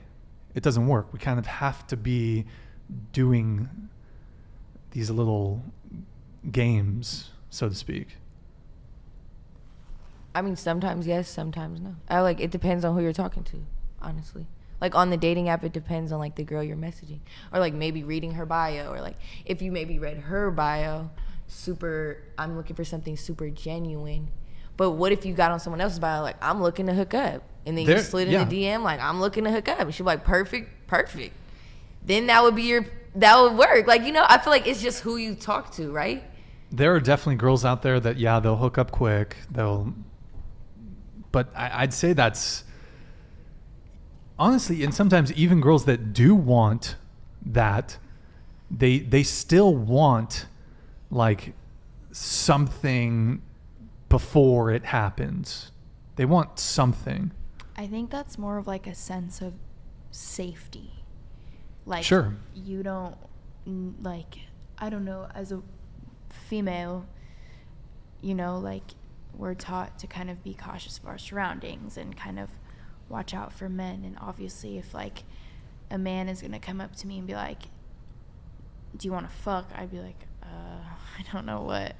You're going to like shove me in a van and like go and like rape me. I don't know, you know, like there are situations that happen like that, and so I think it's more of a safety thing. But obviously, like, I don't think you have to go to the extent of like taking them on multiple dates. I think if even as like you could be like, oh, let's go get coffee, 30 minutes out of your day, and you'd be like, I really think you're attractive, and I think like I want to see you, but more in a like a hookup sense than like going in a serious direction. Yeah, I could agree with you on that. Yeah, because then you met at a coffee shop, you know them, or not you know them, but like there's you some see, familiarity there. So maybe you approaching in Amsterdam, like, or I don't know where you were in Europe. It was a bit in France, a bit in Amsterdam. So like, you know, you're walking up on the street. Say someone did say yes. It's like, where are we gonna go? Are we gonna go down this alley? Like, you know, women, you're probably stronger than a girl. Like, you know, but with the girl, like the only one guy. You do play basketball, so I don't know. Yeah, but even only one guy was like, am I gonna get robbed? Like, you know, every other one felt very confident that we're going to have sex. And then say something else came along. You know? Like. Word. Okay. Eric, you can show the chat again. I just wanted it. Okay, we got some. Oh Jesus, I don't know. Cold Steel, thank you for the $10 soup chat. There's a balance between one extreme of sexually propositioning strangers and the other of friend zoning yourself, being afraid to talk dirty to a date. Word. Cold Steel, thank you for the $10 soup chat. Much appreciated. Oh God. I don't know if we, I mean, it's already there, but Michael Trilstein, keep it polite, please. Keep it nice. Let's not be mean. Okay, so that stemmed from your gripe was that men are just like saying, hey, let's just chill. They're not taking the initiative of, hey, let's meet here, let's do this. They're not coming with a plan. Is that right? Mm-hmm. Okay. If you're gonna get the cooter, at least buy me dinner. I think that's the least you can do. Brian. Do you agree? To an extent. I think men just want it too much. They want it too much to the extent that, like, they want it too much to the extent that it's oversaturated, same as like dick pics. Like, because they want it so much, like. They send dick pics? No, well, some of them, yeah. But have you received a dick pic? Yes, I have seen a dick pic. But has everyone here received a dick pic? I've received a dick pic. Y'all motherfuckers be sending me dick pics and shit. What the fuck? You know what? What do you guys think about this? I think women should start sending pussy pics. No.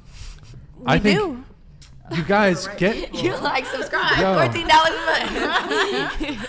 Get your revenge. Start sending pussy pics. That's all I'm saying. Like that. We would. Send that shit. I'm telling you.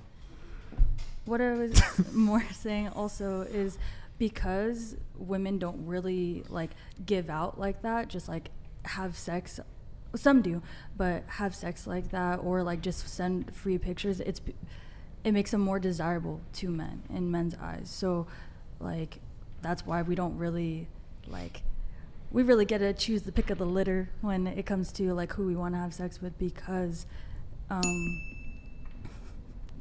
you're right. You're 100% right. Because like men desire us, and that's also why we got pretty privilege and free stuff. It's not because they respect us, it's because they objectify us. It's because we're trying to show face, or like the girls in like music videos, like the sexy hot women, like women make money. Women help men make money by showing face and being sexual and being their sex sells. Yeah, exactly. So I mean, you don't have 5 men on here talking about these topics. You have 5 girls. Well, it's more interesting to hear, I think, women's takes on modern dating. Sometimes I bring men on, but it's been tough to what the fuck? Oh my god. We'll get to it, Trilstein. Hold on. I'll do it right now. Why not? Michael Trilstein, $10 super chat. I demand a refund. Even Brian is canceling me now. Yeah, Michael, you're canceled. It's the internet. They're adults. They can handle a joke. Read the chats, bro. I don't know. I haven't been reading the chat, but I mean, if you're just being mean to the girls, I don't know. It's not. Should I do it? What? Do what? Read the chat? Should we read it? All right. Should we?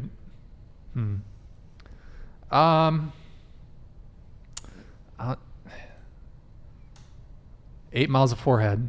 I don't know who you're talking to. Is it? Who? I think you might be talking to me. Do you want? Okay, tell you what. Do you want to fire back at Michael Trilstein? Look at his picture. Look at this guy. Oh, so he's like a reoccurring guest. Yeah, he roasts and stuff. Do you want to say anything? Got 8 miles of forehead. I mean, our foreheads are pretty similar. We could put them. Okay. It looks like he has a dollop of whipped cream on his head. Keep going. Michael gets no bitches. Keep and going. It shows. Look like the naked mole rat from Kim Possible. The naked mole rat. Uh-oh. We should name you Rufus. I'm sorry. Michael Trilstein with the $10 super chat. He's firing back now. Well, duh, she belongs to the seas. Well, yeah, you said I'm Jack Sparrow, so.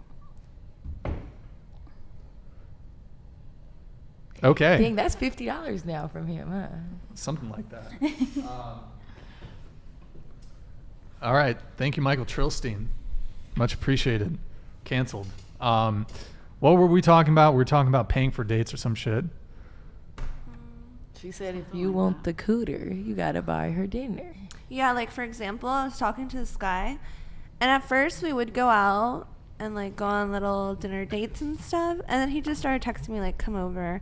And I'm like about to cut him off because that's like boring. It's so like not exciting. Yeah. It's like, okay, I'm going to come over, we're going to fuck, and then I'll leave. It's like, that's so boring. Like, what do I get out of that? I probably won't even come because like. So even after you've already hooked up with a guy, you still want him to pay for your dinner? Yeah. I mean, that's my temple, Brian. Your temple? That's my vagina. What about it? It's sacred. You have to at least buy me dinner. Or $14.99 on OnlyFans? What? They don't get to touch it. No, well, yeah. But all right. Michael Trilstein, $10 super chat. See, it's all fun, ladies. Love you all. It's just jokes. Okay. All right. That's fine. That's fine. They took it in good spirit. I wasn't sure. I don't think, and you guys are probably not going to appreciate this take. Probably haven't appreciated any of my takes, but I don't think men should pay for a girl on a date.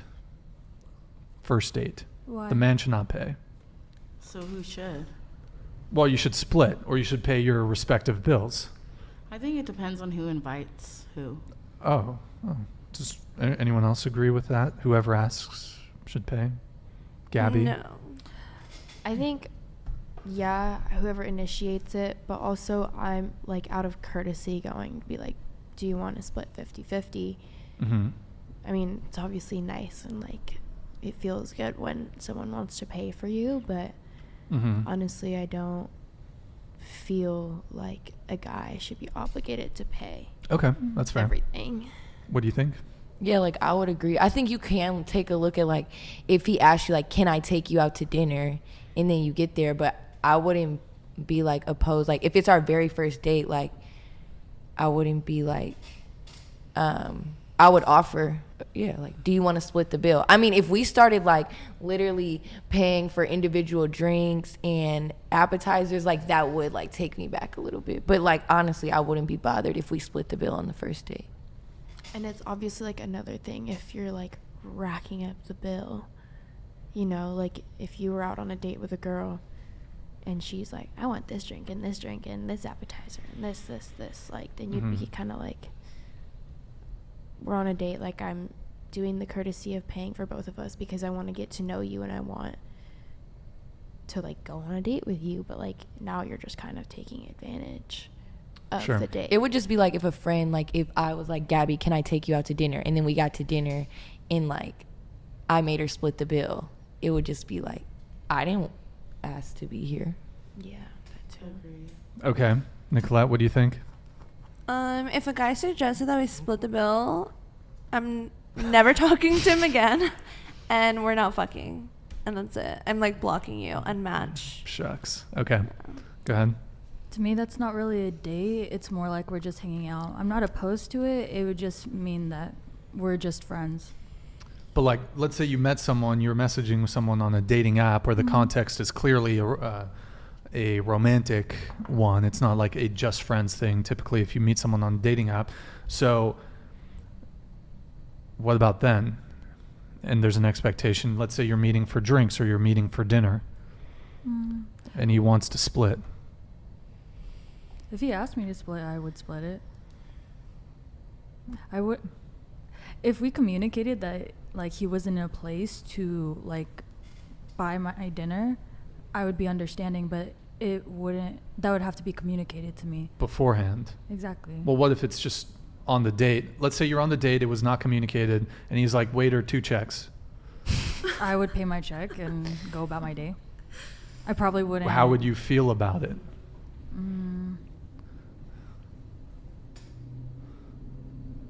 Separate checks.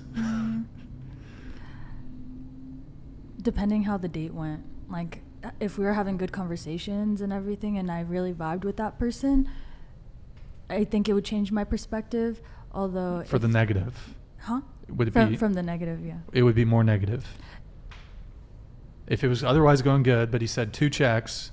It wouldn't be negative if it wouldn't be like a minus to him if he was like a good vibe overall. So you wouldn't feel a certain type of way if a guy said, Read Sharky's comment. if a man can't afford to pay, he shouldn't be dating. No, exactly. I feel that. So should broke women also not date? I'm sorry, read his comment at the bottom, not the first one. What if a man can't afford to pay, he shouldn't be dating, he should be working? That one? Same for women. If you can't pull up to the date and cover your half of the bill, then don't expect him to cover the whole bill. Oh, well, yeah, I can agree with that, but But like a date is gonna be like what, max $100, $150. Oh my God. If you What? can't what?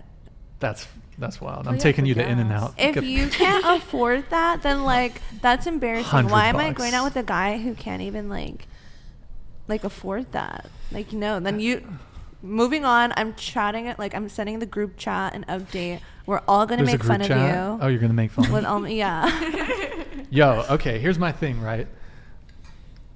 I don't pay for women on dates. Well, why? What's your reason? Well, okay, I'll give you some. There are some extenuating circumstances. I'll pay if I out-earn her. So if she's like younger than me, like 20, 21 or some shit, then I'll pay. Like she's in college, then I'll pay.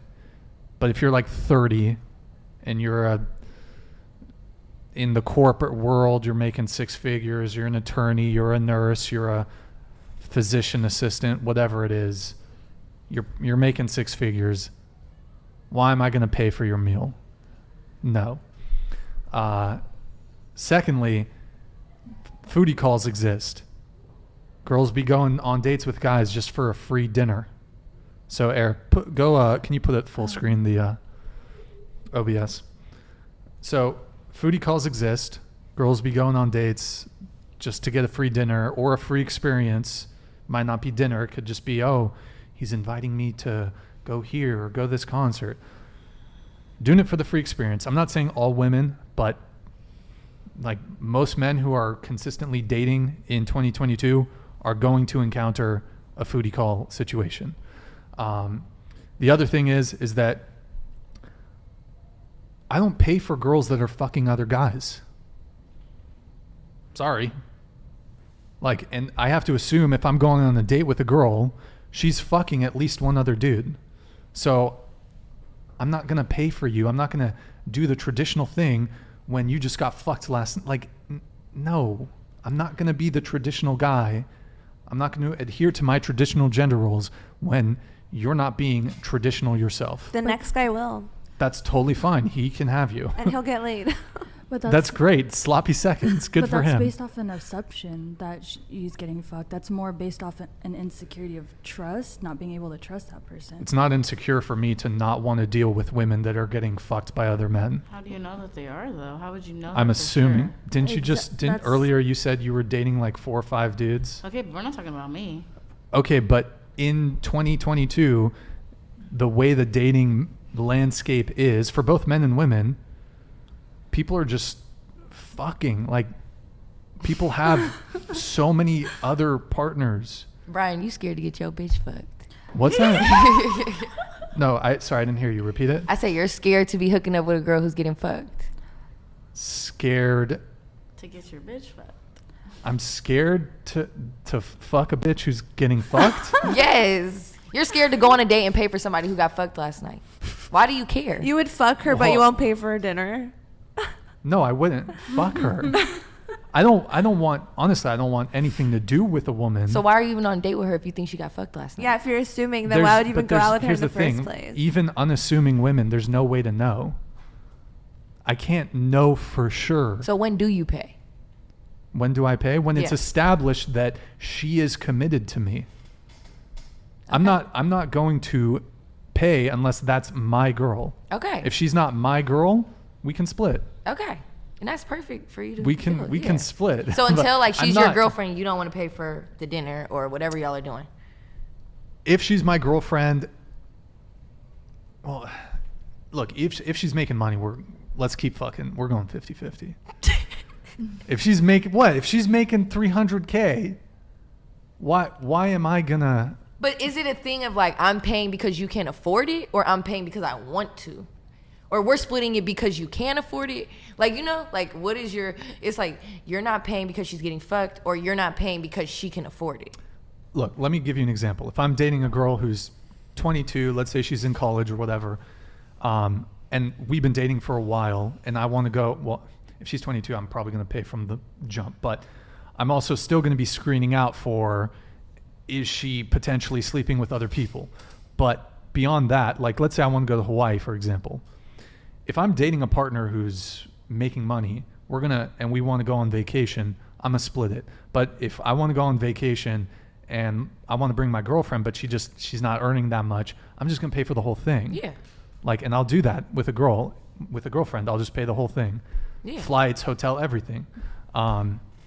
But then you just said if you were dating a 21-year-old, mm-hmm. you would pay from the jump. But then you just said you wouldn't pay for a date that's getting fucked the night before, or like who you assume might get fucked the night before. But if you're dating a 21-year-old who's in college, wouldn't you assume she might be fucking other people? But then you said you would pay because she's young, she don't got it. So that's a good question. If she's fucking, regardless of her income, if she's fucking somebody else, it's a wrap. But you just said if you're from the beginning with the 21-year-old, you're gonna pay because she's younger and she probably can't afford it. If she's not getting fucked. Okay. Right. Okay. If I can suss it out that she's probably got a couple things going on, I don't want to deal with her. Yeah. Okay. Sometimes you can't always tell up front, but I'm a maneuver in such a way that when I go on a date, I'm not gonna pay for her bill. He shows up early. Yeah, I said this in the last show. Listen, you show up early. If it's a sit-down place, guys don't do dinner dates. If it's a sit-down place, you show up early. The waiter, like sometimes there's drink places where there's a waiter or whatever. They'll come. You tell the waiter, hey, when I ask for the check, please bring separate checks for our own drinks or whatever. So I tell them beforehand because, look, let's be honest. Yeah, you're coming prepared. Like, I've never heard that in my whole entire life. Honestly, someone showing up early to tell the waiter to split the check by the end of the day. Some gangster shit. Also, here's the thing, guys. You don't even have to be early because they're going to be late anyways. They're going to be late for the date anyway, so just get there on time, and then you can still do the thing. Who do you date? Who do I date? I need to know. Bruv, I'm telling you, most women, in my experience, most women are late on dates. On dates, they're late. To be fair, you guys were an hour late for the show. That's another We're not dating, so. Yeah. Would you say that, would you call it when a girl goes out on a date just for the free food? Foodie call. Foodie call. Would you say that's an equivalent of men like saying that they're interested just to have sex? I don't know. I don't think it's the same thing. Why? I just don't see the... She acts like she's interested to get a free meal. He acts like he's interested to have sex. The thing is, though, is that when it comes to the free meal, as the guy, if you're paying for a woman, you are providing a value. You're providing value. Whereas sex is an equal value exchange. You both get something from that. You both get the experience of having sex. But unless you guys view sex as a chore, which is a dog shit way to view sex. But I feel like for women, when it's like just like a hookup thing and it's not a relationship thing, we don't like come. Like it's just like the guys that are always coming. Well, she comes first in my book. Good That's for my you, rule. Brian. But that's how it should be. But sex. I think that might be the one good thing you said today, right? Yeah. Probably. I've been toxic as fuck tonight. But sex is an equal value exchange. If you both have sex, you both enjoy the sex. Maybe you don't enjoy it. You both get to have sex. When it comes to paying for a dinner, what benefit is the guy receiving by paying for the dinner? So maybe for a guy who's not the girl comes first, is like, I'm going to pay for your dinner so you can make me come. But you are like, I don't need to pay for your dinner because I'm going to make you come too. So that's your mindset. That's not entirely how I'm looking at it. That's not entirely how I'm looking at it. But, and also, I mean, sex can still be enjoyable even if you don't come. I'm sure we can agree on that you can still enjoy sex even if you don't come. Maybe not Nicolette. She's rolling. No, I agree. Rolling her eyes, but I agree. But I just feel like you should just pay. Like that's so embarrassing. For who? Like, for who? And I feel like as women, like I can't believe what I've heard. Like if a man asks you to like split the bill, go home, girl. Do not give him your pussy. Yeah. Like, you know, definitely. You're worth at least $100 meal. At least. Bro, what? That makes no sense.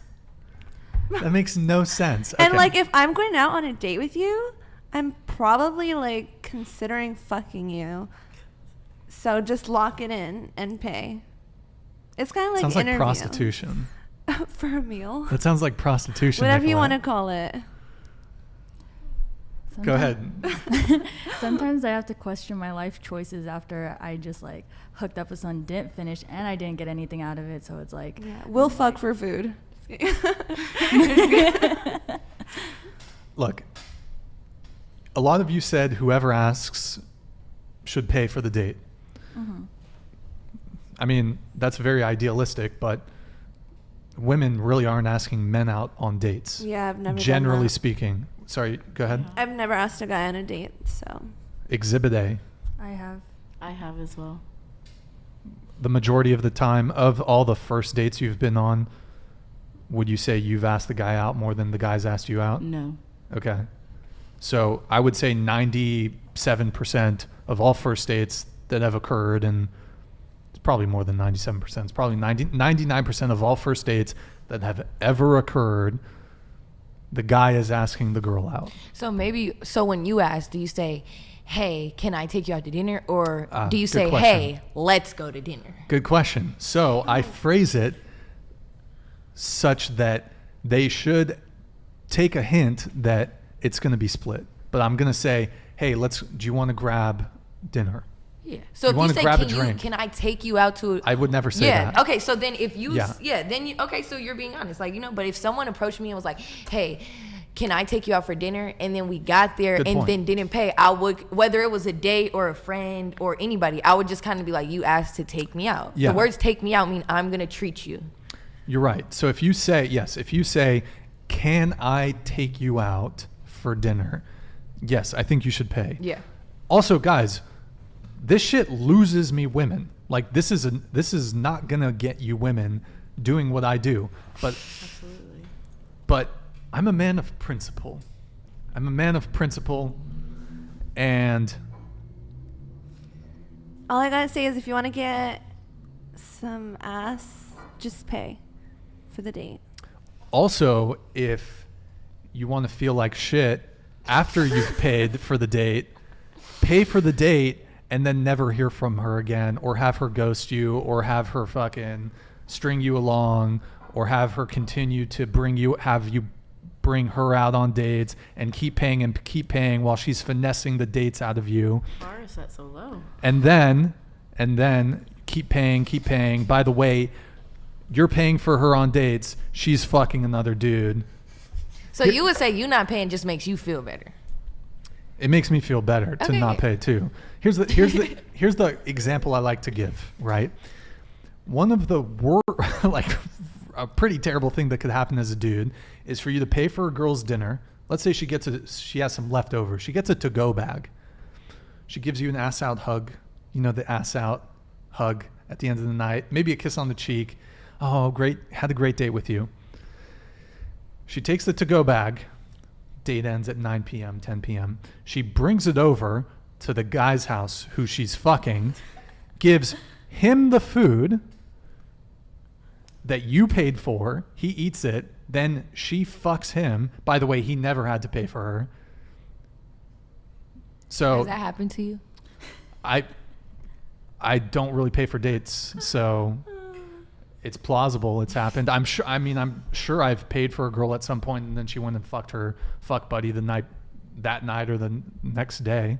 It happens. So when you have paid for a date and like they don't fuck you, you don't feel away.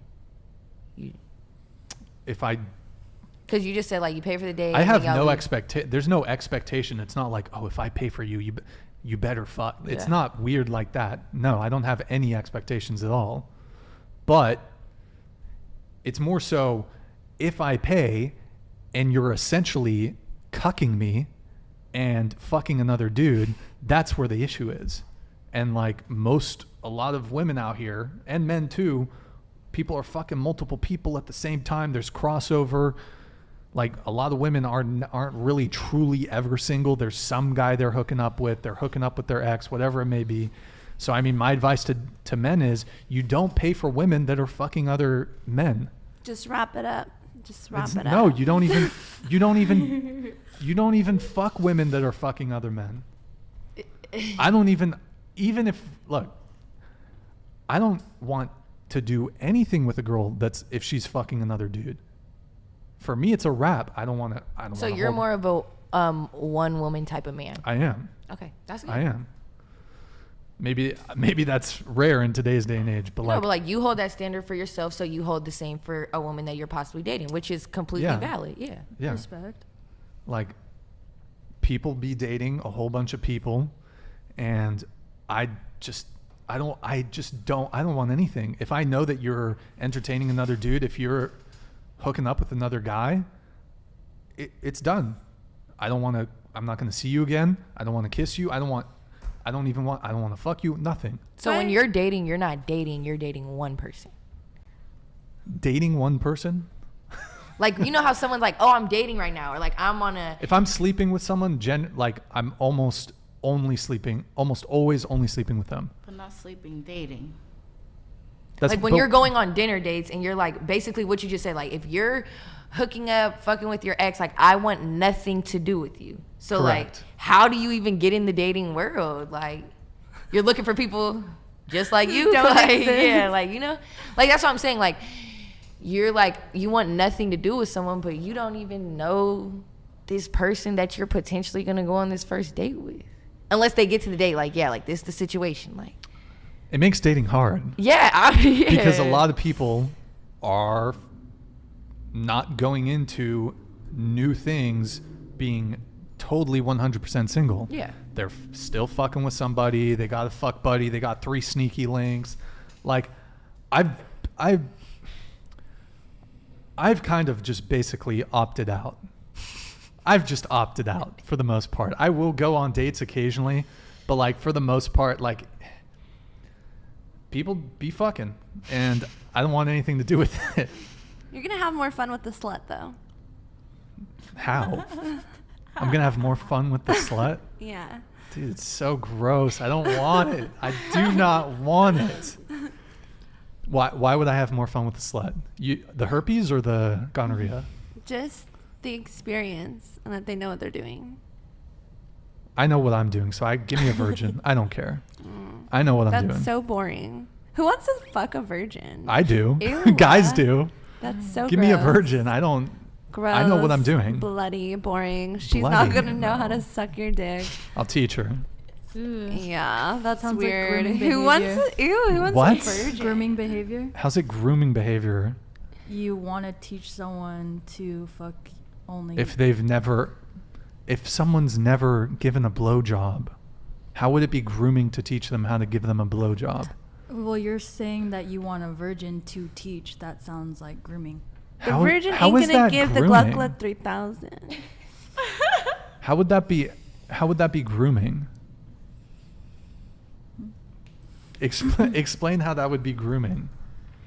Just like there's not many like virgins your age out there, so clearly you're gonna go after someone younger, which is why you reference like saying that you would only pay for college girls, because that seems to be like you're probably where you have most luck, because they don't know any better and they will probably sleep with you if you don't pay for their date. That's actually not true at all. Plenty of women who are like, oh, I'm gonna date older men because they have more experience, they're wiser, and there's a lot of guys who basically want youth, like they want younger women because they have less knowledge of what they deserve, what they like in bed, what they want for themselves. They don't fully know themselves yet, so they go for those younger women in order to like basically feel good about themselves, feel good about their ego. It could go vice versa too. There's a lot of older women who groom younger men, you know. It's not, if they're adults, it's not grooming. Grooming is like you're using like P word, like predatory terminology here. We're talking about adult relationships, 18 and over. But how many hot like adult virgins do you know? Probably not many. There's more. I'll tell you. Like virgins gotta go, basically. I'll tell you this: there's more male virgins than there are women virgins. That's for sure. Study on that? I believe amongst it. adults, Probably. amongst adults, yeah, there's You more. said male, there's more male virgins. There's more adult male virgins than there are adult female virgins. Who are the ladies losing their virginity to? Oh, maybe not the virgin males, huh? But okay, hold on. So you said that, just to bring it back to this, you said that men go for younger women because they want to feel good about themselves, because they're young and dumb. Easier to manipulate. And full of That's cum. okay. Men are attracted to younger women. It's hardwired attraction traits. It's rooted in biology and evolution. But how old are you, Brian? I'm 33. What would you and an 18-year-old have in common? I mean, I'm really not dating 18-year-olds. But I'm like, okay, maybe not you personally. A 21-year-old, for example. Like, what would you and a 21-year-old have in common? She's just entered the Sex. real world. Okay. We would have sex in common. Okay, that's it, though. Okay, that's cool. Like, that's cool. But I'm saying, like, when you talk about men dating younger women, like, they're dating it for sex. Not because, wow, our minds really click and we see eye to eye, my experiences match her experiences. Right? You realize that, like, most men deal with women for sex, right? So you're dating for sex, but you want a virgin? Huh? That'll make Like no what? sense. How can she match you with sex? She ain't have Sex with a virgin's gonna be so boring. No, it They're wouldn't. just gonna be laying no, there it bloody. wouldn't. No, it wouldn't. Blood. What are you talking about? You then pop breaks the cherry, yeah. it's blood. There's Bro, they're blood. using tampons and. I mean, Oh bro, my bro. god, you Break a are hand, like not sounding always. so celibate. Yeah, tampons has nothing to do with Girls don't popping wear the cherry. like tampons. I mean, it's when they It's fart. higher. But it's inserted like it's it's higher going though. Doesn't to. matter though. I think it's higher up, right? The cherry. Yeah, Yeah, it's it higher. definitely is. You can wear tampons and not pop your Would cherry. you fuck a girl on her period? Hold on. Yo. Hold on. Tampons higher up? No, like your hymen. cherry. There's The two. hymen is There's higher two up. holes. Are you Oh my guys God, want Brian's me about to to teach explain you? a vagina to us. Do you guys need me to teach you female anatomy? Are I you think we you're know talking our higher anatomy. up? But The somebody- urethra, a tampon does not go in Urethra the. is where No, you we're pee. saying like what. No, but you pops said when higher up. A The tampon. hymen is higher up. Yeah. Than Like a the tampon just a goes right Tampon's not here. gonna reach. Like Some- I don't think unless you Yeah, but really like- did a super long tampon or pushed it really far up, I don't think it could pop the cherry. Oh no, tampons. I think if you're using a tampon, I think your hymen has to be popped. No. Because No, isn't that like the entrance of the vagina? No. The it's hymen's higher at the up. entrance. I don't know. Where does the? Are we I gonna don't have know. like sex ed right now? Okay. The American school system has failed You're- us. Why Okay. are we even talking about? I Yo, forgot how we got here. We were talking about We're talking about A virgin. Fuck Nicolette's. sluts, put it in the butt. Nicolette Pay is for the derailing the conversation here. Okay, We're so talking we were about talking about boring. how it would be so terrible to sleep with a virgin, a girl who's a virgin. Yeah, sounds boring. I think it would just be different sex experiences. You would have different sex with a virgin than you would have with like a slut. Okay, men. If you ask most men, even for a one night stand, would you rather get with a girl who's a virgin or a girl who's slept with 50 other men? Most men are going to say, "Give me the girl who's a virgin." For a one So they can stand? teach Even for a one night stand, yeah. And then they're gonna be maybe they would take the disappointed. virgin to be with. No, even for a one night. Here, let's ask the Yeah, chat. let's see the chat. Eric, Even if you she can likes reveal the butt chat only. again if you want. Okay, chat. One in the chat for a one night stand. One in the chat if you'd rather get with a virgin or a girl with a very low body count. Let's say 1 or 2 or 3. For a one night stand. For a one night stand, or 2 in the chat if you want to get with a girl with 30 plus bodies. Let's say 1 in the chat, one night stand with a virgin. 2 in the chat, one night stand with a girl with 40 bodies. 30 You bodies. found your people, Brian. These are my peeps. I was gonna say these are your people. I don't think you guys understand that men value sexual purity in women. I think just these guys. I just feel like body count Into the- shouldn't into really the mic, matter. closer to the mic. I just feel like it shouldn't necessarily matter that much. I'm not going into something with somebody like, oh my God, how many people have you slept with? I just think it's a ridiculous question. Women care less about body count than men do. Because men tend to have a really big body count. Maybe only the men that you sleep with, but maybe not. I'm just saying, like, I think even women hold themselves to like care more about their body count than a man does. Like, I think if you walked up to a man, like, do you care about your body count? He'd be like, no. But if you walked up to a girl on the street, like, do you care about your body count? She'd be like, yeah, I kind of do. That's because men and women are different, and we value different things. Exactly. So what are you like? What is your point you're getting at? Okay, so, gosh, all right. She's saying body count doesn't matter. I'm saying body count does matter. Why? Because women or we to don't, men don't want to date or marry the town bicycle. Men do not want to date promiscuous women. So a woman's body count, I think, okay, this is a better way to say it. A woman's body count matters to a man, but his own body count does not matter that much. Well, you know what's funny? They actually, the common sort of, what I've commonly heard is men care about women's body count. Women don't really care about men's body count. I actually saw a study recently that showed that actually both sexes care about body count. Now,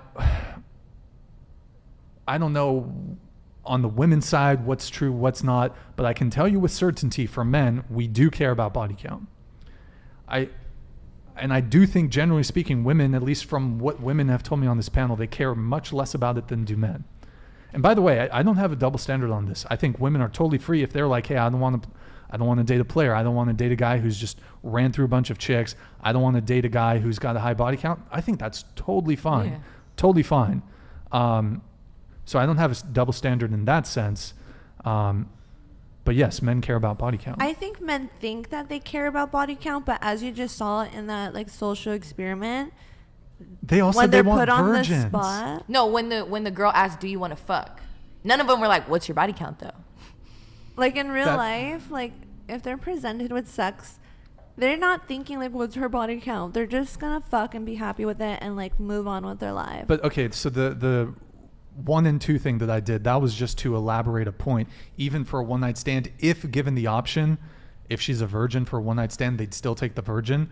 Guys will hook up with promiscuous women. They'll have casual sex with promiscuous women. You will not get the girlfriend title. You will not get the wife title. Doesn't matter. What we were asking them was for a one night stand.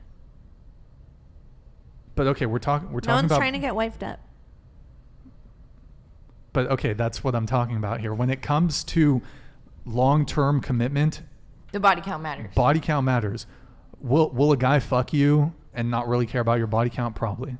But I was trying to make a point. Even in a one night stand, if we had an option, if we had a choice, we would still prefer, because you were talking about, well, the pussy's going to be whack if she's a virgin and she won't know how to suck dick and the sex is going to be bad. And I'm telling you, even for a one night stand, give us a virgin who probably ain't the best in bed.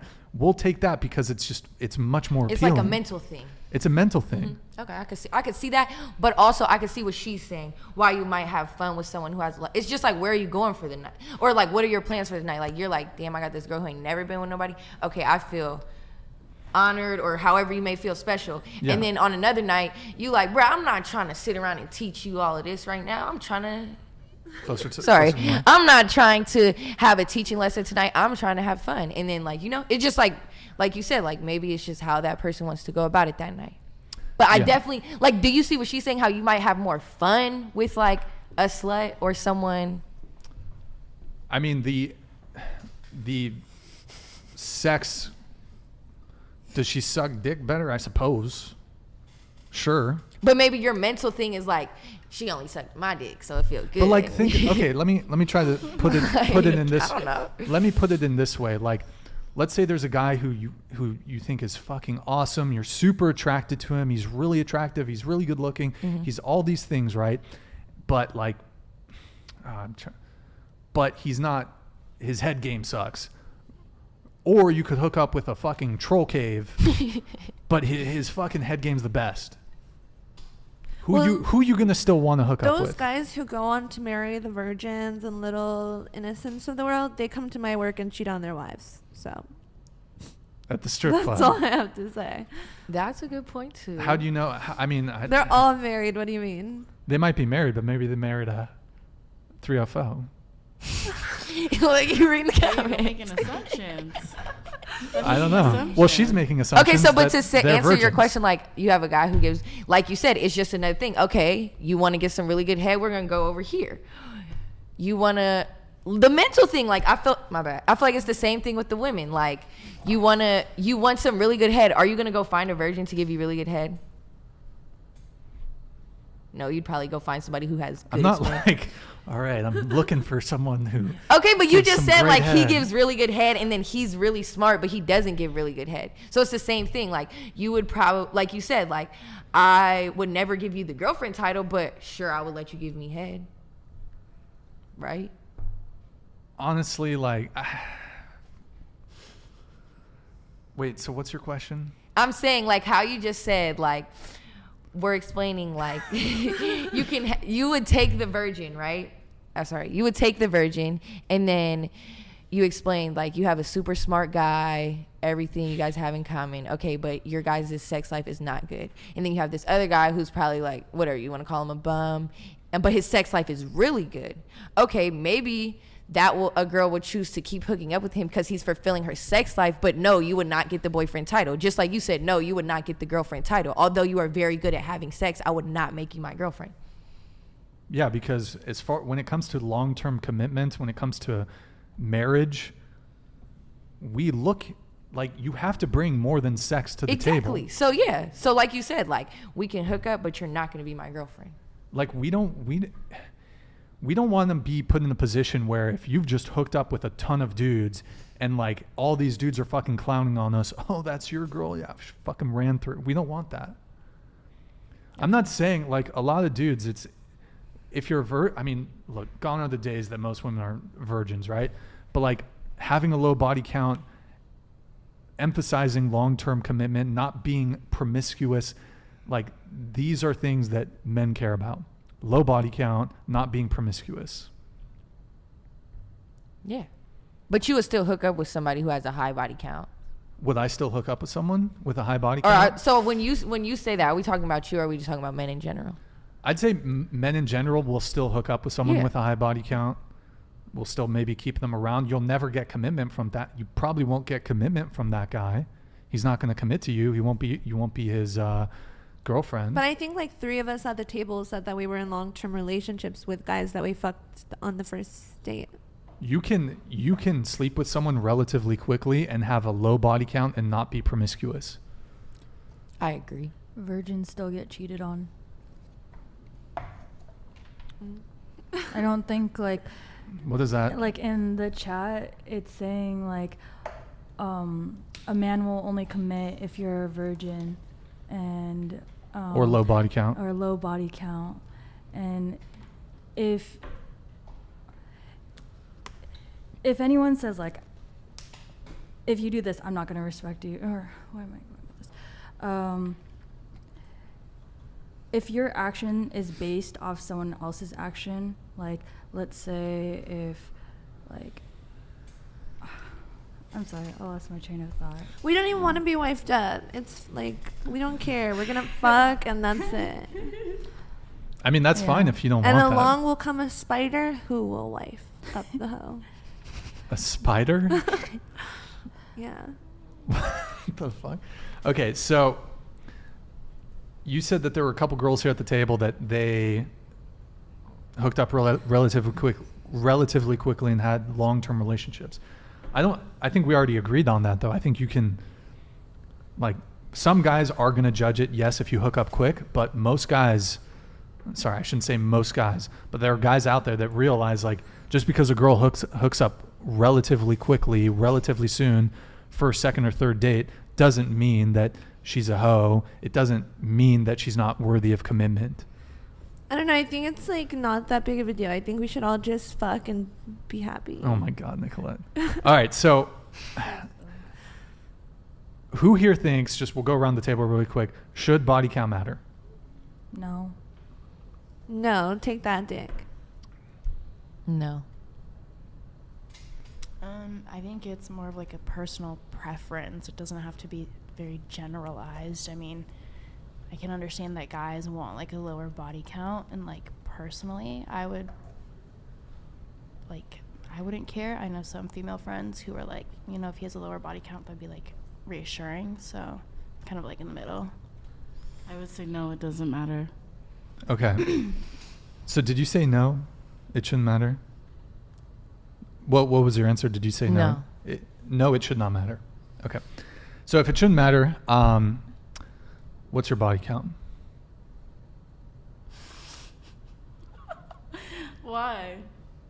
You just said it shouldn't matter, so know, what's your body count? I mean, that's like private information. Something but I would give somebody that I would have sex with. Into the mic. I would give that to somebody that I want to have sex with, but I do not want to have sex with any of these people. I think that's kind of private information. But if it doesn't matter, why say it? But if it shouldn't matter, if body count doesn't matter, if it's not a big deal, then I'm talking like if I'm looking at somebody that I might want to be in a relationship with, I'm not going to ask them what's your body count, because to me that doesn't matter. Right, but then shouldn't you feel comfortable just admitting what your body count is? If it doesn't matter, then you wouldn't be worried about anyone judging you for your body count, right? But you were talking about in relationships, like, would I care if somebody had a high body count for like somebody I would be interested in? That's what I'm saying doesn't matter. Yeah, I agree, because to me, Okay. my body count matters to me. But if I'm going to date someone, I wouldn't look at him and be like, what's your body count? Okay. But when I go around with people, I think about my body count. Do you think it's wrong for men to care about a woman's body count? I think it's personal preference. Okay. Wait, Gabby? What's the question? Which question am I answering? Do you think it's wrong for men to care about a woman's body count? No, it's all personal. No, personal preference. Okay. Nicolette? Yeah, it's their own preference. Okay. I just think it's stupid to care.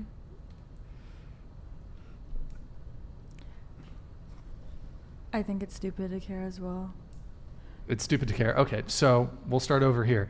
If body count shouldn't matter, if it's stupid to care, what's your body count?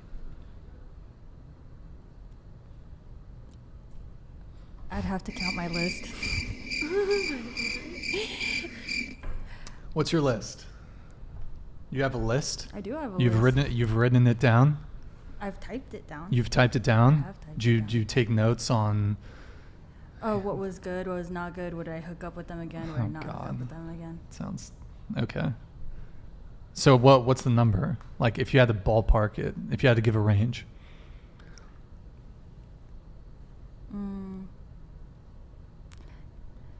Yeah, I don't really care, but I can see that they care, so I don't really feel like I should. Don't worry about chat. Don't worry about chat. Let's just say it's in the double digits. Okay, so 10 to 99. That's helpful.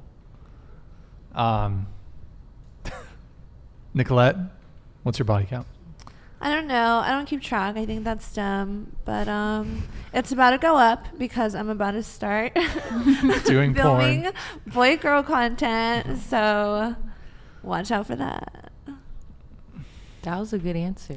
Thanks. What's your body count? I wouldn't tell y'all. Do you want to give a range? It's in the single digits. Okay. 7. Oh, all right. Some honesty here. I can give a range, like she said. What's the range? Double digits. All right, the double digits. That's helpful. It's in the double digits. Okay. What's your body count? I don't share that. Oh my God. Well, I think body count matters, so of course I'm not going to share that. But so it's high. I can neither confirm or deny any of these. But Nah, I mean, that's it's just just low. like, it's just like you guys just went on about how body count shouldn't matter, but you're not even down to share what your body count is. So clearly body count matters. I said it matters to me. Like I hold myself to but like if I met somebody, I wouldn't be like, oh, what's your body count? Oh, that's your body count? Okay, I can't. You know? Mm-hmm. But me personally, I would say the number to me matters. I wouldn't your body count or your partner's body count? My body count. I wouldn't want a high body count for myself. But that's just me. Like everyone else could feel differently. Some girl, like she's like Nicolette's like, I don't even count because she really doesn't care. She doesn't care. So why count? I care, so I do count. And I try to pick and choose who I want to have sex with. I would say, like, I don't kiss and tell, so I'm not gonna like display my private life like out there like that. But the reason why I keep a list is so I know what to do better in bed and what worked and what didn't. Okay. You keep a list. I'm curious, like, let's say you were dating someone, right? And it was serious and they found your list. Like, do you think they would feel a certain type of way about that? Yeah, and that would be their job to let me know that felt uncomfortable by it, and like we'd work out however it needed to work out. If he didn't feel comfortable by it and he wanted to break up, like I would respect that. That's his personal preference. And so what kind of things do you write down? Do you write down like their size? Do you write down... Mm-mm. You don't? Not things like that. It was just more how the experience was personally. Do you write it down immediately after like maybe not immediately after, but do you write it down after the first time you have sex with someone new?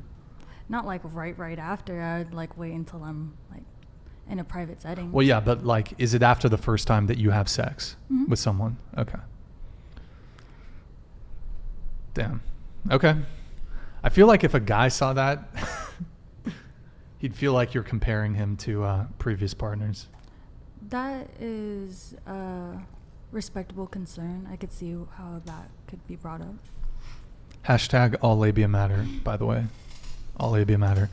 Okay, so we were going around the table if you had something dating related that you wanted to get off your chest. You two went. I wanted to bring it back to... Maybe we'll come back to that later. Gabby, anything dating related that you want to get off your chest? Anything that bothers you with dating? Honestly, I haven't like been dating. Well, yeah, you have a boyfriend, so. Because I have a boyfriend, so like I don't personally myself don't have one. Okay, that's fine. We can skip. Yeah, that's my answer.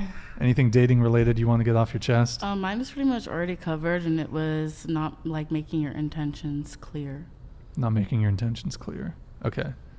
So can you go into that a bit more? Like, what's an example that happened recently, or I don't know, a guy not making his intentions clear? Somebody who wants, like, they want to date, they want to take you on multiple dates, they want to get to know you, and then next thing you know, they're like, oh, I don't want a relationship.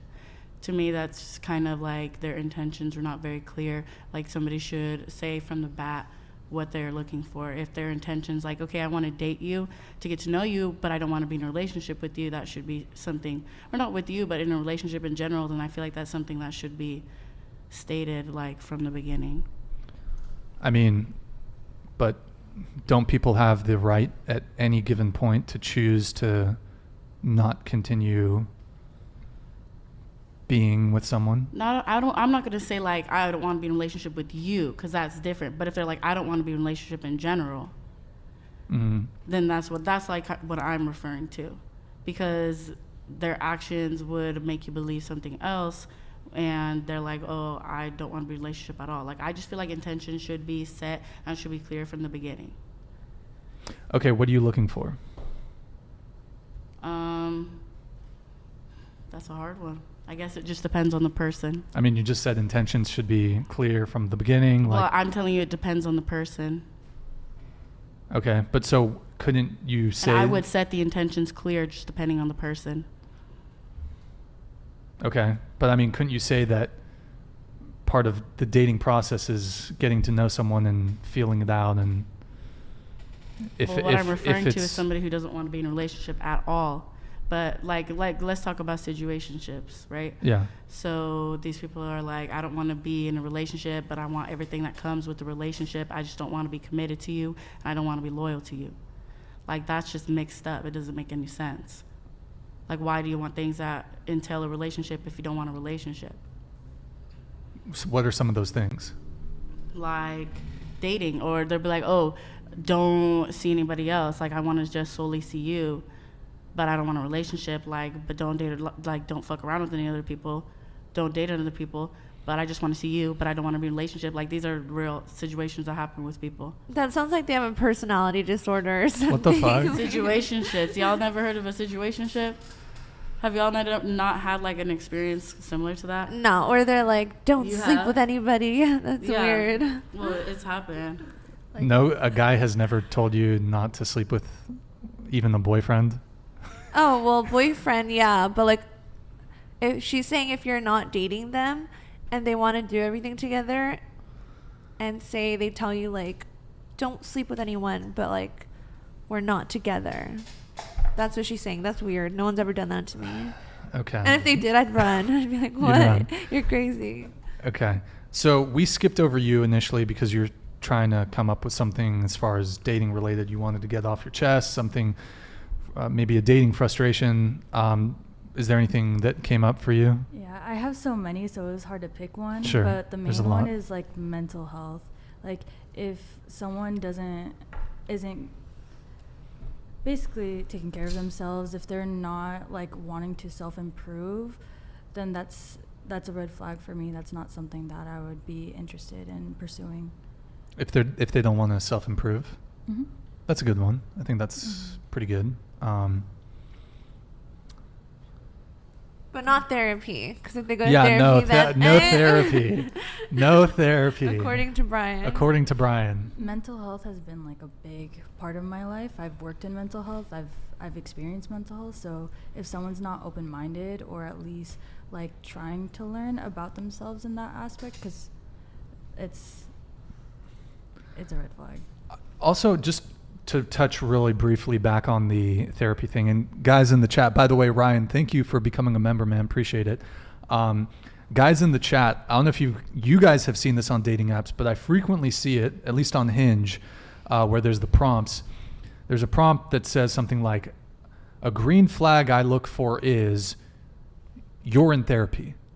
So the prompt is a green flag you're looking for, and then people can fill it out. And a lot of girls will say something like, if you're in therapy. And for some reason, to me that just seems condescending in a way, in that if you're not in therapy, then what's wrong with you for not being in therapy? And it's kind of condescending in the sense of you as men need to work on yourselves because there is something innately wrong with men and you need to address your issues in therapy. And I don't know. To me, that's one of the other reasons I take an issue with, like, it just seems very condescending to like tell someone that they need therapy first. I don't know. And it's also very classist because therapy is very expensive. And to say I wouldn't date someone because they're like, it's a green flag if they're, I don't know, just to me seems very like disregarding people that might not be able to afford therapy. Well, if you're on Medi-Cal and have low income, you can get therapy. You just have to tell your doctor, admit like, hey, I've been feeling anxious, I've been feeling depressed, and they'll say that it's a requirement for you. It's a need. Is therapy, does insurance cover therapy? I don't know. Yes, it does. It does. My insurance does. Mm-hmm. I don't know. I hear people spending money on therapy, but I think it has to be recommended by your doctor. So if you let your primary provider know, then they'll say that you need it. Okay, well, there you go. But okay, so fair enough. We have a question here from Stifler. Ask the ladies to rate themselves on a scale of 1 to 10. We can do that. Nicolette, you go first. Zendaya? What did you just say? I said a 10. Oh, I thought you said Zendaya. Okay, go ahead. I'd say I'm a 10. 10. 10. 10. What would you rate yourself, Ryan? Hold on. Send the asteroid. Send the asteroid. Y'all are, come on. 10s. Absolutely. What would you rate yourself, Brian? 6.5 on a good day. Sorry, 6.9 on a good day. Come on, don't you guys think it's a bit hubris, like delusional to rate yourself as a 10? Well, so y'all are perfect. Not perfect. Yep, perfect. Yeah, bruv, come on. So, okay, if you guys are 10s, then there's no girl that's better looking than you? I love all women. Every girl is a 10. I don't. Every woman's a 10? Is every guy a 10? No. Absolutely not. Whoa. Hold on.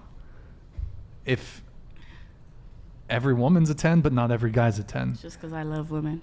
Oh, you love women and you hate men? I never said that. I'm just saying I love women. You love women. Yep. Okay, so every woman's a 10. They're all gorgeous. But you're bi?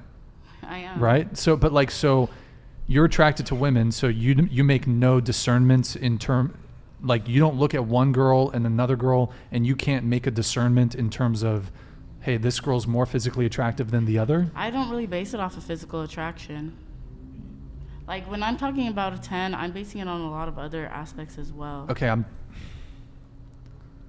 I should clarify. This question is physical appearance. On a scale here, we can go around to 10. We can go around again, but on a scale of 1 to 10, looks-wise, what do you rate yourself? Nicolette? 10. 10. 10. 10. I would say 10, yeah. Still a 10? Yeah. Mm-hmm. Bro, okay, I'm going to be honest. We all have our own definitions of beauty, right? I'm going to be honest. I'm not going to rate you guys, but none of you are a 10. You just rated us. No, I'm not going to give you. 10? I'm not going to give you your rankings, but none of you are 10s. That's fine. Yeah, we That's didn't your ask. opinion. Just I'm not You trying asked to. us what our opinion was, and You we wouldn't gave be it. a 10 in my book either. So. That's totally fine. I don't think I'm a 10. Okay.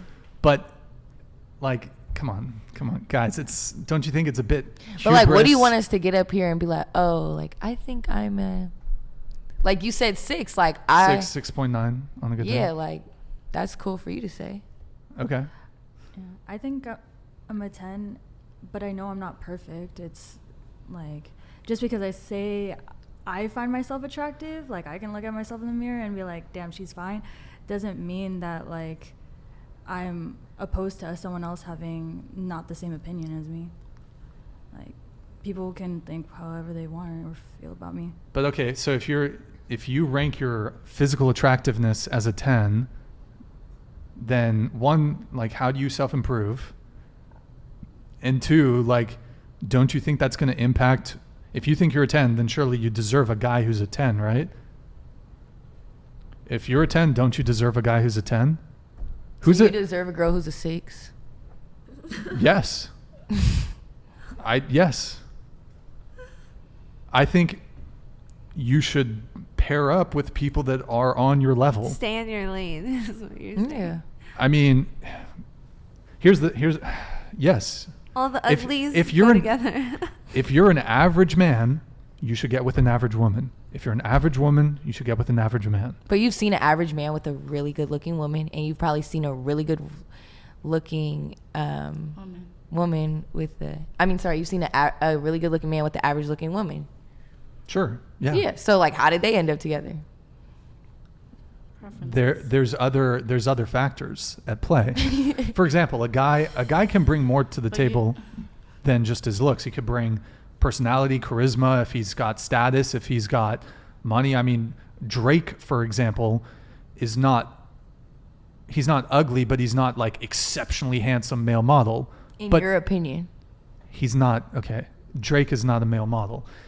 I wouldn't say he's ugly, but looks wise, I don't know, he's maybe put him at a 7 or something.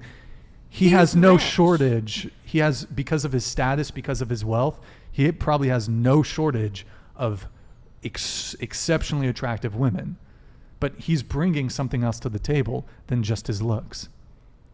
Well, when you asked us to rate us, you were talking about only physical. Yeah, that's right. So, like, just like you said and I said earlier, so like you factor in different things when you're giving somebody like, oh, this is their overall rate. You're factoring in different things. That's what you just said. Like somebody who isn't as attractive it can make them more attractive depending on what they bring to the table. It can't make them necessarily more physically attractive. I know, but I was just pointing out how you were talking about physical attraction, but then you started bringing up the other things that come. No, but I revised it. I asked you just your rating on a scale of 1 to 10. Yeah, but she was saying average men with a beautiful woman, vice versa. Yeah. You're saying like the things that bring to the table. It happens, but generally speaking, most people are pairing off with people of an equivalent appearance. I disagree. I see a lot of couples. I disagree. Yeah, that are just.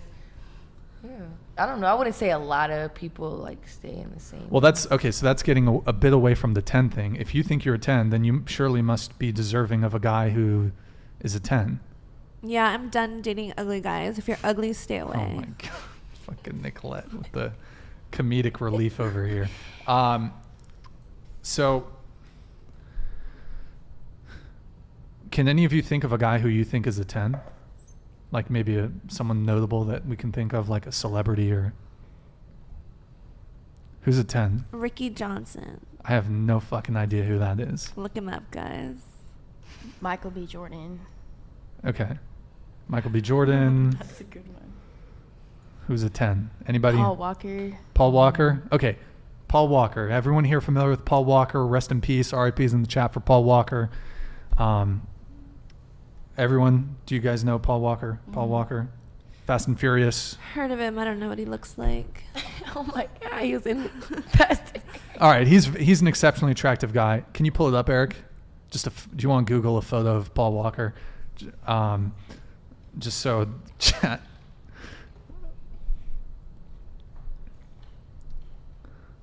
Go to the images tab. Thanks. All right, pretty handsome dude. Okay, would you guys say, what would you rank Paul Walker? What would you rank him? He's dead. Should we be doing this? Is it too soon? I don't know. Too soon? I don't want to get canceled. Chat, too soon? It's fine. He's a 10. Agreed. 10? 10? Agreed. Okay. He's a 10. Well, he's not alive anymore. Let's say when he wasn't... Was a 10. When he was still alive, right? Or we can even just say a guy who looks like that, who's alive, whatever. Why did we have to pick a dead dude? Fuck. I Okay. know. We should choose Chad Michael Murray. I don't Channing know. Who Tatum. No, Ryan Reynolds. Ryan Reynolds, sure, whatever. Okay, if all of you guys are 10s, are you guys gonna land? What's his name? The Paul Walker. You guys think you can land Paul Walker? Get rid of the status. Get rid of the money. Just imagine he's a normal dude. You guys landing him? Me personally, I feel like I could You got see game? Paul Walker. You could get with Paul or Walker. see someone who looks like Paul Walker. Definitely. Yeah. I feel like just because they're a 10 doesn't mean I'm going to get with them. Or just because I'm a 10 doesn't mean they're going to get with me. Because when you're like a 10 and you're like hot, you know you're hot. So you have, you know, bigger pickings to choose from. You know what I mean? Sort of. Wait, Eric, can you just go... Can you go to my Instagram and go to my Instagram profile and then go to the saved tab? I don't think I have it up pre-pulled up. It's a saved tab. Guys, get your last minute super chats in. We're going to wrap up in about 10 minutes or so. Get your last minute super chats in. Let me know when you're in the save tab. Click on the all posts, Eric. Do you have it? Yeah. Yeah, you can switch. Okay, here are some 10s. Scroll, maybe not 10s. Let's say 9s, 8s, 9s, 10s. You can scroll down a little slow. Keep going. Just keep going. No, I was gonna say you have a type. Yeah, whoever made this likes Asian girls. What do you? There's white girls. What are you talking about? Look at all these white girls. Okay, yeah, there's a disproportionate amount of Asian women. I'll give you that. It was Eric. Eric did it. Keep scrolling. Keep going down. Look, there's a white girl. Beauty is in the eye of the beholder. That's all. Like. Okay. Yeah.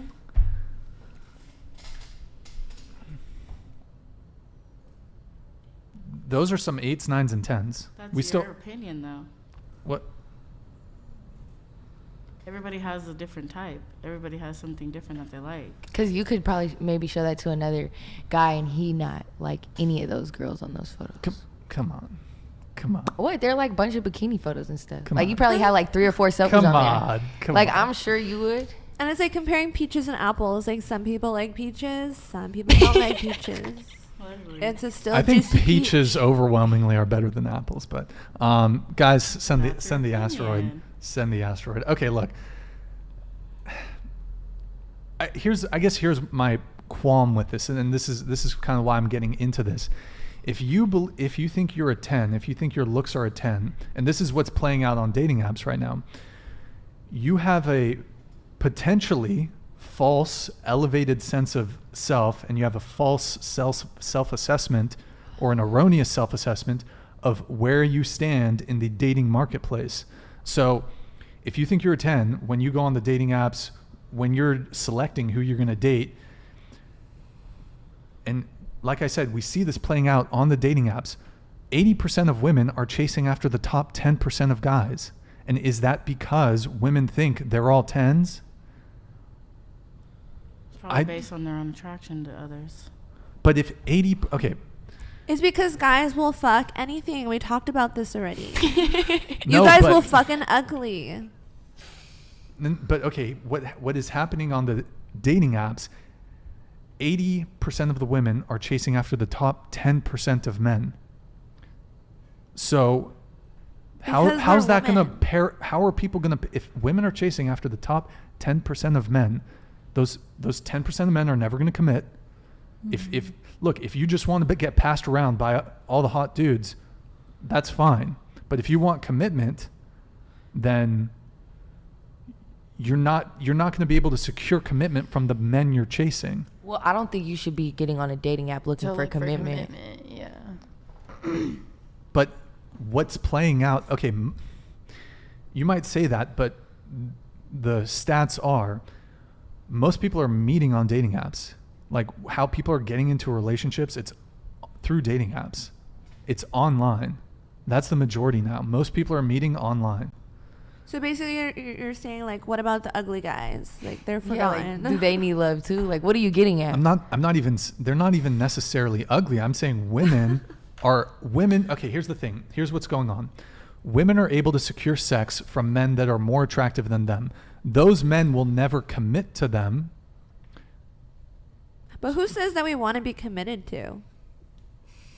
Do you think most women just want to be getting ran through? Like, Probably not. I think I'm probably an exception. I think most women, like, probably if you ask most women, they'd much instead of hooking up with a new guy, 2 new guys every week, they'd probably much prefer having a relationship with someone that actually cares about them and loves them. Maybe that's just me. I don't know. I wonder what that's like. Wait, so like, what are you saying? Like, what are you saying? I'm saying if you have an elevated sense of your physical attractiveness, you're going to feel encouraged to be chasing after very attractive men. Mm-hmm. The thing is if you can't accurately assess, here's how attractive I actually am, you're going to keep chasing after men that they're going to have an accurate assessment of what you look like. And they're going to say, I'll hook up with this girl. I'm never going to commit to her. I'll keep her along and keep fucking her. I'll never give her commitment. So what I'm saying is that you... So you will have better luck if you take your rating down, is what you're saying? Or just are more aware of your physical appearance? You will have better luck at getting a boyfriend? If that's what you want, yeah, you have to... If you want a boyfriend, you have to drop your standard. It's not even... I'm not even sure it's dropping. I mean, if your standards are already excessively... You have to settle to be in a relationship. You have to settle for something less. I don't think it's settling, though, because what's going on is you have average women that don't want to date average men. And that's okay. But then you have average women who do want to date average men, and you're an average man who wants to date an average woman, and that's okay. Everyone's standard and everyone's version of a 10 is so different. Like, I'm sure we can all agree on some people that we all find attractive, but then, like, Nicolette could find someone attractive that I don't, or Bella could, or, you know what I'm trying to say? Like, also, if you were a 6.5? 6.9 on a good day. 6.9 on a good day. If you're not the top, like, 10%, as you say, then how are you still getting dates? What do you mean? Like, if you think that women are only seeking the top 10%, even average women, you've gone on dates from dating sites.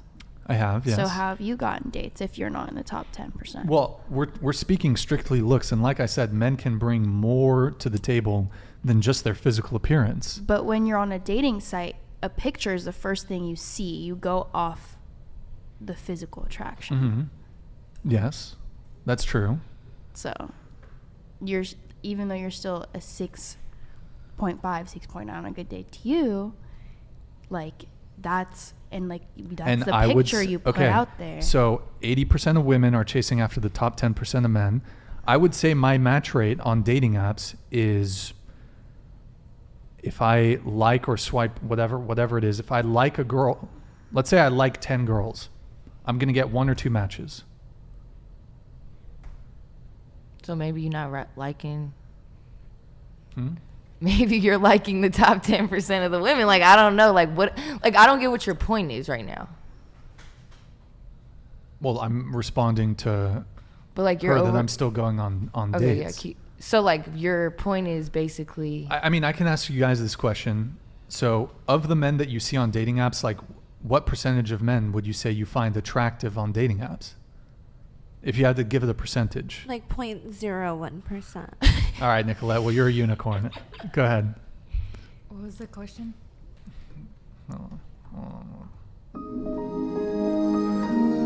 So, on dating apps, what percentage of men would you say you find attractive on dating apps?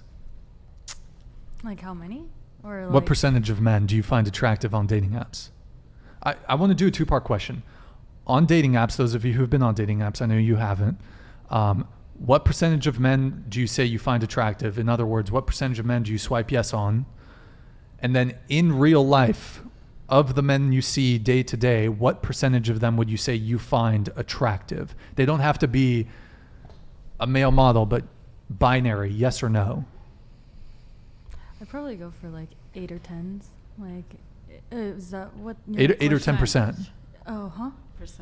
Percentage. Like, how many do I actually like entertain? How many do you find attractive? Do you find attractive on dating apps and then in person? On dating apps, probably like the percentage is like 50-50, and then in person, I don't know. if you're at a bar or a club, what percentage of the guys in there would you say you find attractive? I find like guys attractive, but I don't like. I kind of like flip off everyone at the club because I don't like entertaining like guys that get kind of like too touchy-feely in the club. So I wouldn't really know how to compare that. Okay, Nicolette? Yeah, I think everyone's like ugly. Fucking troll. It's like okay. No, it's like I'm swiping left a lot. Okay. What about you?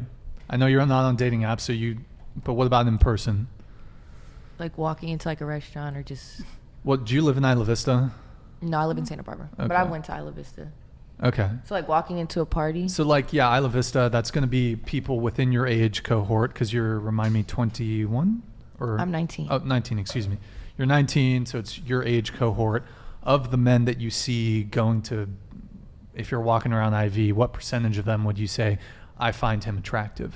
In Isla Vista, I would say I find maybe 5 to 10% of the guys attractive. Okay. I'd agree. Have you been on dating apps at all before your boyfriend? To. Okay. I used to. Percentage on dating apps that you find attractive? I wouldn't say that's accurate for me though, because I wouldn't really go on there to match with people. Just kind of like see.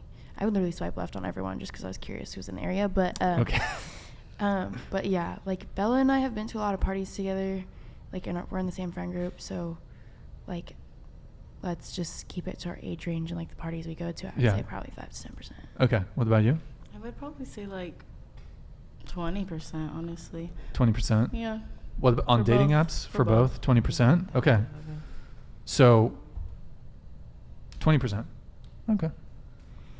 I'll give you mine. So, I mean, IV's kind of, I'd say honestly in IV, I don't live in IV, but I'd say like honestly 80-90% of the girls that are walking by, I'm like, she's hot. She's attractive.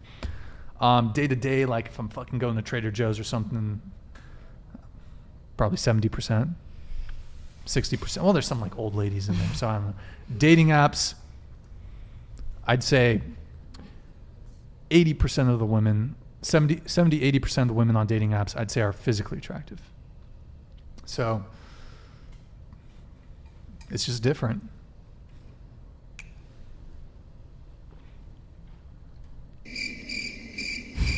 Let me do some super chats. Guys, get your last minute super chats in. We're going to wrap up here pretty soon. All right, we have, let's see, we've got Pollux 9967. Thank you for the $10 super chat, man. Appreciate it. Jim from Bama. Tithe for the show, bro. Send the asteroid. I got you, dude. Hold on. Boom. Asteroid sent. Appreciate the support, man. Thank you. Ryan, we shouted you out. Oh, hold on. Let me get rid of the asteroid. Okay. Ryan, thank you, man. Appreciate it.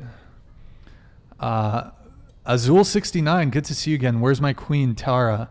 Did I say it right? Tara. I always butcher it. I miss her. Is it possible to send her flowers so that she comes back on? Yo, she was supposed to be on tonight, but she flaked. So, yeah, by the way, this is a new record. We had 8 flakes for today. We had 8 flakes. So I want to apologize. Yeah, 8 flakes. New record. I think we need to keep a tracker. Yo, we got Mike Davis here. Mike, I'm telling you, dude, I was getting ready to take it down, dude. We were gonna do a rain dance to summon you. Thank you for the $10 super chat. Good to see you back, man. Mike Davis is back, just checking in, and Brian growing a pair, telling in their face, throw this pack as a group special in front of any race of men, and they're barely scratching a 6. Okay. Do you guys want to respond to Mike Davis? He's shooting shots. I've dated a wide range of race of men, I guess. I've never been shot down, so.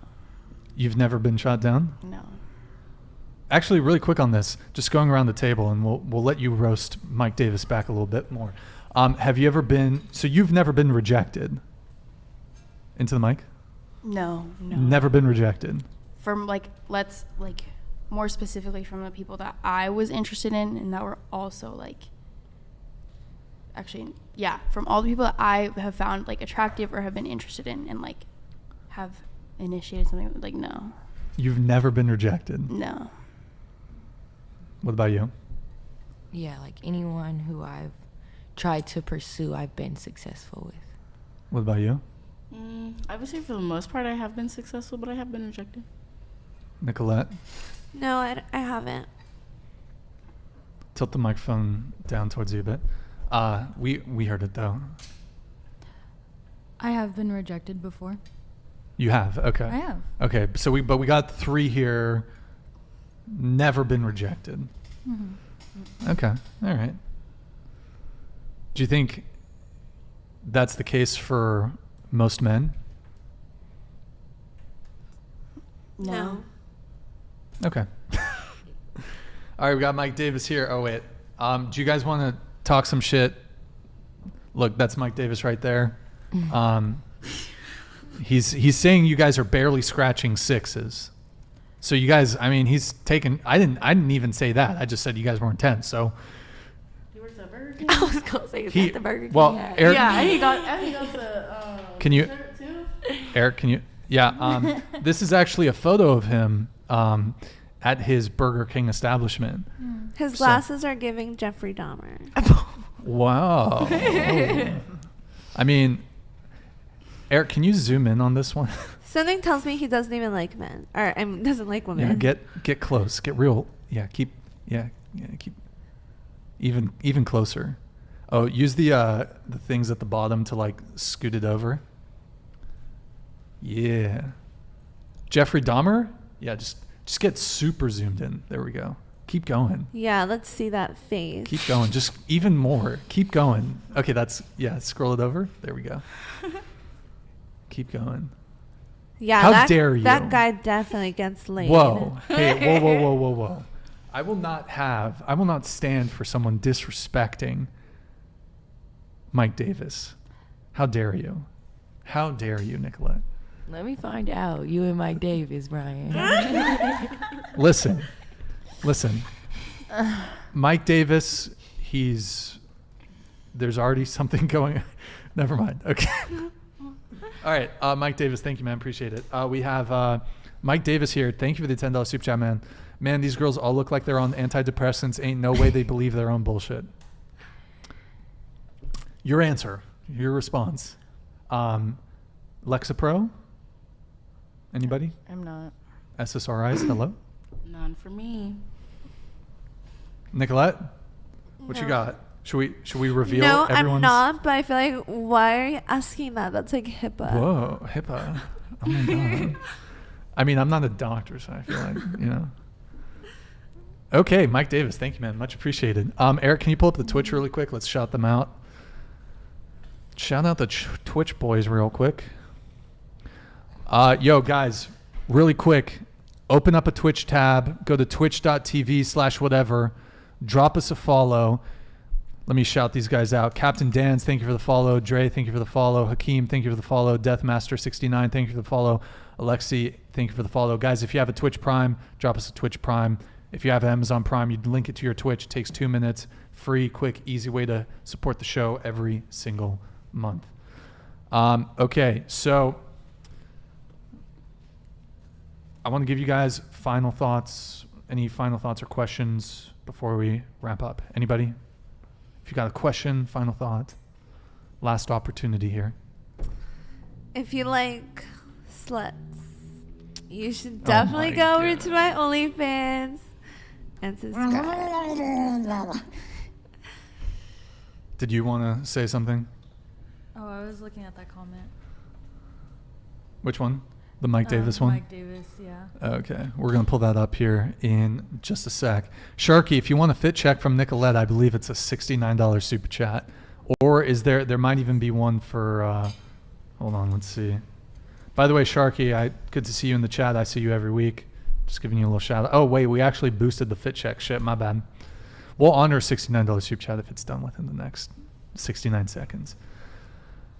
Okay. Eric, can you pull up the super chat from Mr. Mike Davis? All right. Mike Davis, thank you for the $10 super chat, man. This pack can say what they want. A king doesn't concern himself with the opinion of sheep. Isn't it sheep from Game of Thrones? Doesn't concern himself with the opinion of peasants. I would self-rate as a 4 to 6, but I don't need looks to get some. I got the bag. coming from a -2. I make more What? money than you. Who makes more money? Me. You make more money than Mike Davis? I make more money than Mike Davis. How much do you make? 25, 26 an hour. Oh, no. See, when you said, Eric, can you pull up the Burger King photo again? Now, you got to understand here. See, Unless he's Mike a proprietor. lives at Burger King and is making hundreds of dollars. See, here's the thing, right? He is the proprietor of at least 7 Burger Kings on the East Coast. So what you got to understand is he's that Whopper money. He's got that Whopper money.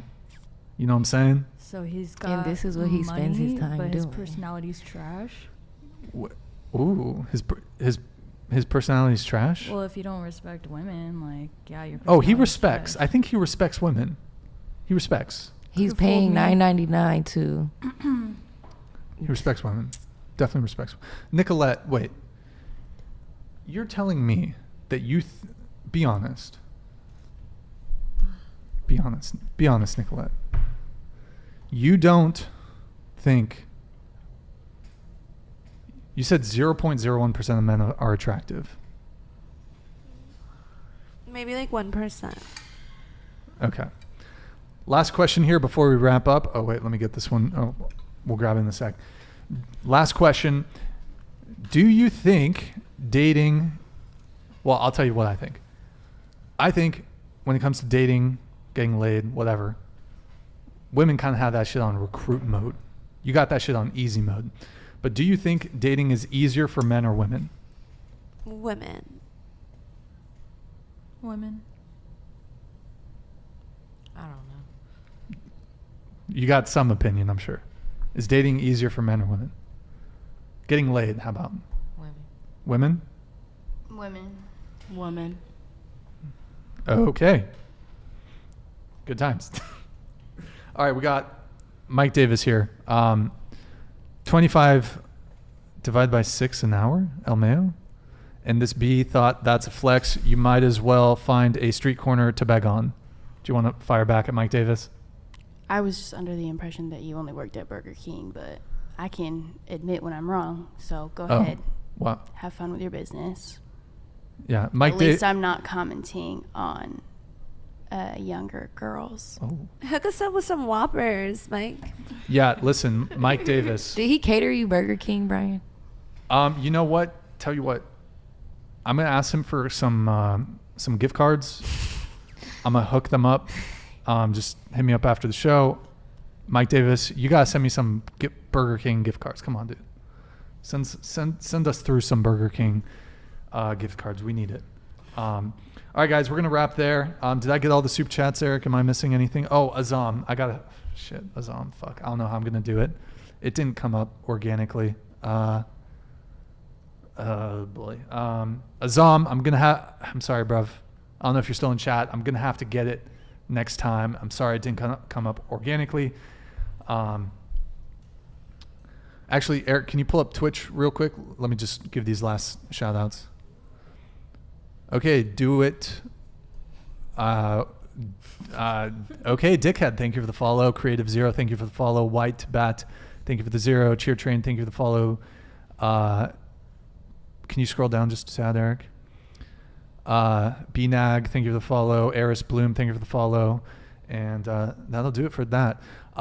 Anyways, guys, we're going to wrap up. Thursday, we have an all OnlyFans panel coming on the show. It's like 8 OnlyFans girls. It's going to be a really good show. And then I'm going to make a big announcement on that show. That's Thursday, December 8th. So be sure to tune in, guys. Anyways, guys, thank you guys for tuning in. You could have been doing anything else, but you're here with me. I appreciate that. I want to thank everyone who super chatted, supports the show, watches the show, follow on Twitch, whatever it may be. Really appreciate the support. Big thank you to the panel for joining us. Really appreciate you guys coming. And thanks to our chat mod, Zach. Thank you to Candace. Thanks to Eric, the top producer. Thank you to the panel once again for coming on. Appreciate you guys. I was especially toxic tonight, so please don't hate me. And and anyways, guys, we'll be live again Thursday at 7 p.m. Pacific. All OnlyFans girl panel. Sorry, Nicolette. And yeah, guys, we will see you. No, Oh. she's not. We will see you guys next time. Good night. Oh, Jason's going to be on the Jason. I don't know if you guys know Crispy Kim in the chat. He's going to be on the Thursday show. So guys, be sure to tune in Thursday at 7 p.m. Pacific. Anyways, we'll see you next time. Good night, guys.